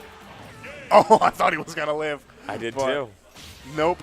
Bankai going to be sent all the way to the blast zone. Amazing survivability being showcased, but it wasn't enough because he just couldn't find that finishing blow. Now we have Utopian Ray one game away from just winning the whole tournament. Yeah, and Bankai very much hoping to reset this bracket is, I believe we're running it all the way back. Yet content to run it out here, knowing that he got much closer that game than he did game one, and thinking that he can continue that momentum on this stage and just win this game. Oh. Though this is not a fun position to be in, where you're on that corner against Rosalina and above Rosalina. Nothing. Okay, this is such a bad situation. Bankai hadn't been in a good situation for a solid 20 seconds. This game started 30 seconds ago, and I'm pretty sure he was in a bad situation at 50 seconds ago. Yeah. When we were on the character select screen, he was already in a disadvantaged state. Utopian calling out though, but not being a little bit too slow on that trigger there. If you notice, so a lot of characters, they will pancake when they hit the ground with certain aerials. What that means is that their landing lag animation shrinks them, and because of that, Utopian was able to dodge a very pivotal back air. And right now, just amazing. Utopian's ability to force whiffs and just punish them is something that's almost unrivaled among the top-level Roses. And Bankai will die to another one of those, and maybe even a straight back here at ledge. So he has to be very, very wary here of the hitboxes that Rosalina has, especially once Luma gets back. I Game of apologize chicken. for my Mickey Mouse laugh, but I can't believe that exchange just happened. And while we were talking about how Bankai was in a really bad position most of this game, the percent count's even. Yeah. And this is death. Yeah. Yeah. So looking even better than even now. With Bankai has Rage and is on Town and City, this is what he's been hoping for this entire set. Oh, yeah. And one of the interesting things about that stock is the fact that Bankai actually had more patience than Utopian Ray. Ooh, but not enough patience right there. Throws out that grab. Definitely would have been amazing if it had landed. If it had landed, I think that would have been the game. Yep. But because he didn't end up connecting, that means that now he's basically back to even. I'm not sure what that F smash was there for, but Bankai capitalizing on the missed up smash and giving Utopian a lot of percent, though taking a lot back from one hit from Luma. Yeah. Okay, a beautiful just anti-air up smash from Utopian Ray. This could be big, though. A forward air. Luma is out of the picture, and Ray is still in a bad spot. Trying to move around him, maneuver these hitboxes. That shield looking real tiny. And, you know, Utopian's probably just going to want to stay even just out here on the ledge for a second, not put that shield back up. And the balloon. Balloon Sean coming in clutch for Bankai. As he is still staying alive. That might be it. Oh, that's the thing. Luma was there just throwing out these moves. Even though Rosa was buried in the ground. Right there, though, no Luma to save her. Bankai finally getting a game on the board in this grand finals. Ray is still just one single game away from taking the whole thing, and Bankai has to fight like heck if he wants to stay in this. With counter pick disadvantage, which is never fun to know, he was content to run it back there the entire time, and looks like Utopian Ray is still. So we'll probably be seeing this entire set unless something changes after another game on the stage here. And this game already started better for Bankai though, because at this point of the last game, Bankai had taken 30% and was above Luma, trying to fight for his life to get down. Yeah, it seems like maybe Bankai is finally finding his footing. He's maneuvering in the airspace. You'll notice that he's actually finding his way in between these hitboxes. Oof. But, like, it feels like just overall, like the neutral from Bankai is improving, but the punish game from Utopian Ray is also just kind of getting better. Reading these air dodges, putting him off stage, reading the ledge option. There he does it again, catching that pivot grab off stage for even more damage. And Utopian not being afraid to go in and throw kill moves even while he doesn't have his killing star next to him at the entire time. He's going using the dash attack canceled grab there. You can hear that tick from Luma putting out the dash attack at first. But now again, scary. He can just kind of die here. Straight up here will confirm into another one and then an up B. Oh, but not respecting Luma. He saw that he had his opening, and he was just so eager to do it. But you have to respect that little star there, and if you don't, it might end up costing you the stock when you got the hit in. Yep.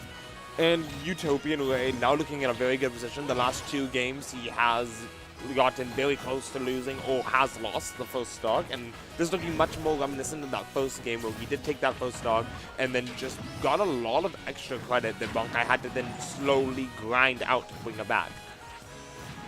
Ooh. Right now, what I want to see is if Utopian Ray, what his strategy is going to be, because there he loses that stock. And now is he going to try and play the patient chip game? Is he going to try and end Bankai quickly so he doesn't have to deal with Rage ZSS? It's sort of like a toss-up of, do I try and only go for hard reads for, like, you know, the maximum punishes? Because if that's the case, then I might, you know, sort of like you're squandering a resource. You know, if you're making too many hard reads on your opponent, they might start to play even more safely. Though I think that might factor into Rosa's playstyle a little bit more here as, for a second I thought he was dead there. But down air not being that strong even with Luma, not strong enough to kill there at least. And now Bankai has a pretty big percent deficit that he needs to bring up before he can even start thinking about this kill unless he gets one of those very early ones. I mean, hits him twice, all of a sudden he guys to grab, so. Well, Utopian has been playing around that grab very well, especially at those percents, knowing when he's going to die and just kind of avoiding the positions where he is even in. There's even idea. Oh. Ooh! But without a jump, he's forced to land. Shields it. Takes care of Luma. Oh! Really takes care of Luma. Giving him the electric chill treatment there. But AO will do it, though. And that's Utopian Ray over Bankai 3-1.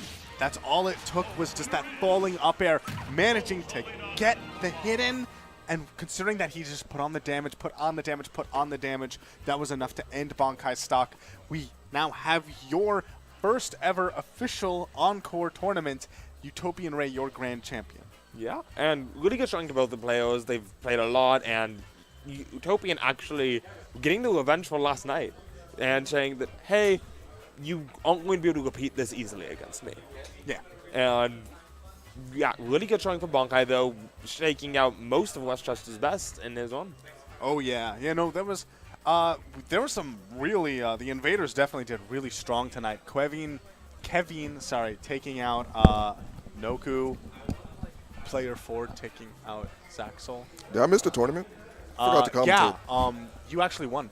Oh. Yeah, no, it was in a... They were I like, tend to do that.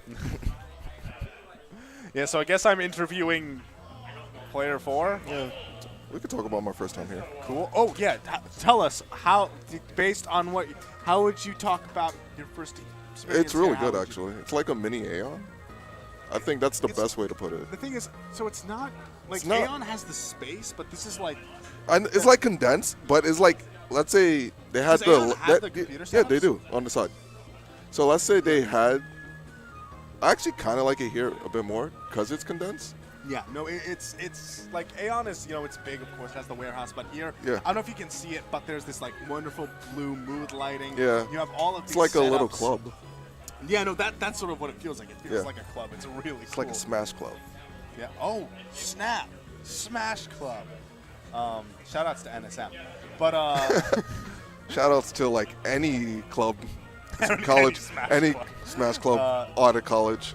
yeah, no, it was really cool. We had a lot of city players coming out here. Westchester really having to fight really hard in order to stay in it, and Yeah. they did an okay job. I think in top 8 we had 1, 2, 3, only 3 Westchester players. Yeah, it's more than usual. No, Westchester's actually gotten a lot better. So here's Yeah. the thing: I'm really excited to see, sort Do you of guys how count this- Wonton Westchester? Yes. Okay.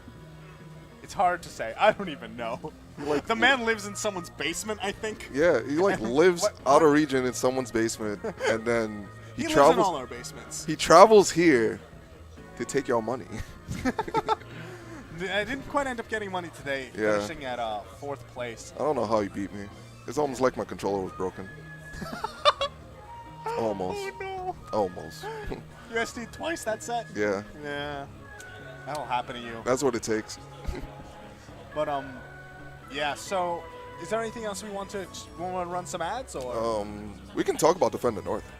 Oh yeah, we can talk about Defend the North, which is I am going to be doing another. I forget. I never come up with a good term for it. Some people said the Yoshi Barn, which is when I open up my house to anybody who wants to be up in Westchester for Defend the North. I might take that. So last year we had Black Sheep. I had Black Sheep, Steph, Mickey, Sinji, off the top of my head. There was a 4th player, and I'm forgetting who it was now. But yeah, so I have plenty of room. Utopian Ray has already talked to me about. I possibly might take staying it. So yeah, no, that's totally fine, especially Okay. if you have a car. Because I then do you have can a help, car. Then you can help ferry people to the venue as opposed to everyone Yeah. sardining. I into just my want van. to note I'm gonna work that Friday because I know there ain't pool play, and then I would drive up Yeah. and do the Salty Suite against. Oh, this is my official announcement. Reno, aka Otacon, play me at the Salty Suite at Defend the North. I'm calling Somebody tweet at. Does he already know about this? you. I don't know, Well, yeah. but he you heard better it be here there first. so I In can beat Smash him. 4 or in like In Smash 4. in Smash 4? I'm not playing him another. If he plays Blaze Blue, then we could play. But I mean, he plays other fighting games. yeah, but I think Which, speaking of which, if we're going to segue into other ads, sorry to cut you off, but there are other tournament, other fighting game tournaments here. Oh, where really? There is, yeah. So every Friday there's the Okay. DBZ Fighters tournament. Okay. No. Every now? Tuesday. Oh, see, you don't know anything. Friday's casual Don't tell day. me things. Tuesday is the DBZ tournament. And So is there wait, any other? really? Wait, really? I thought Tuesday was FGC. No, I thought Dragon Ball Z was different from FGC. No. Okay, all right. You don't know what's going on. All right. Speak, the man behind the mic. All right. He You know, knows. I now see that they literally have ads for it. Yeah, like you can look to your top left of Yeah. the screen. There is also undiscovered tournaments every Tuesday. I saw Ricky there in the chat. Hey, Ricky. That's the other Westchester tournament that is still being held at Undiscovered. Okay. I didn't even. Yeah, so it's nice. Westchester has a very vibrant scene now. We of course have Encore there, and I'm really excited to see how it grows, especially because Smash 5 is around the corner. Yeah, we don't have a release date, but they did say 2018. They said 2018, and also E3 is coming up. Hey, All right. Peach confirmed. I think that it's almost like Barry wants to get home and sleep. I don't think so, but Shout you know out to what? Barry, traveling from where? Canada? Okay, close Yeah, enough. might as well be Canada. Traveling from Poughkeepsie to do the stream here. Follow him on Twitter at Barry Paust. Okay. So thank you guys so much for tuning in. It was such a hype tournament. I think that this whole series is off to a fantastic start. Pleasure that you could make it. Do you have any finishing words for everyone? New York more of New York, Long Island, and like city should come out here. It's a great venue, and I think it was a fantastic experience for my first time. All right.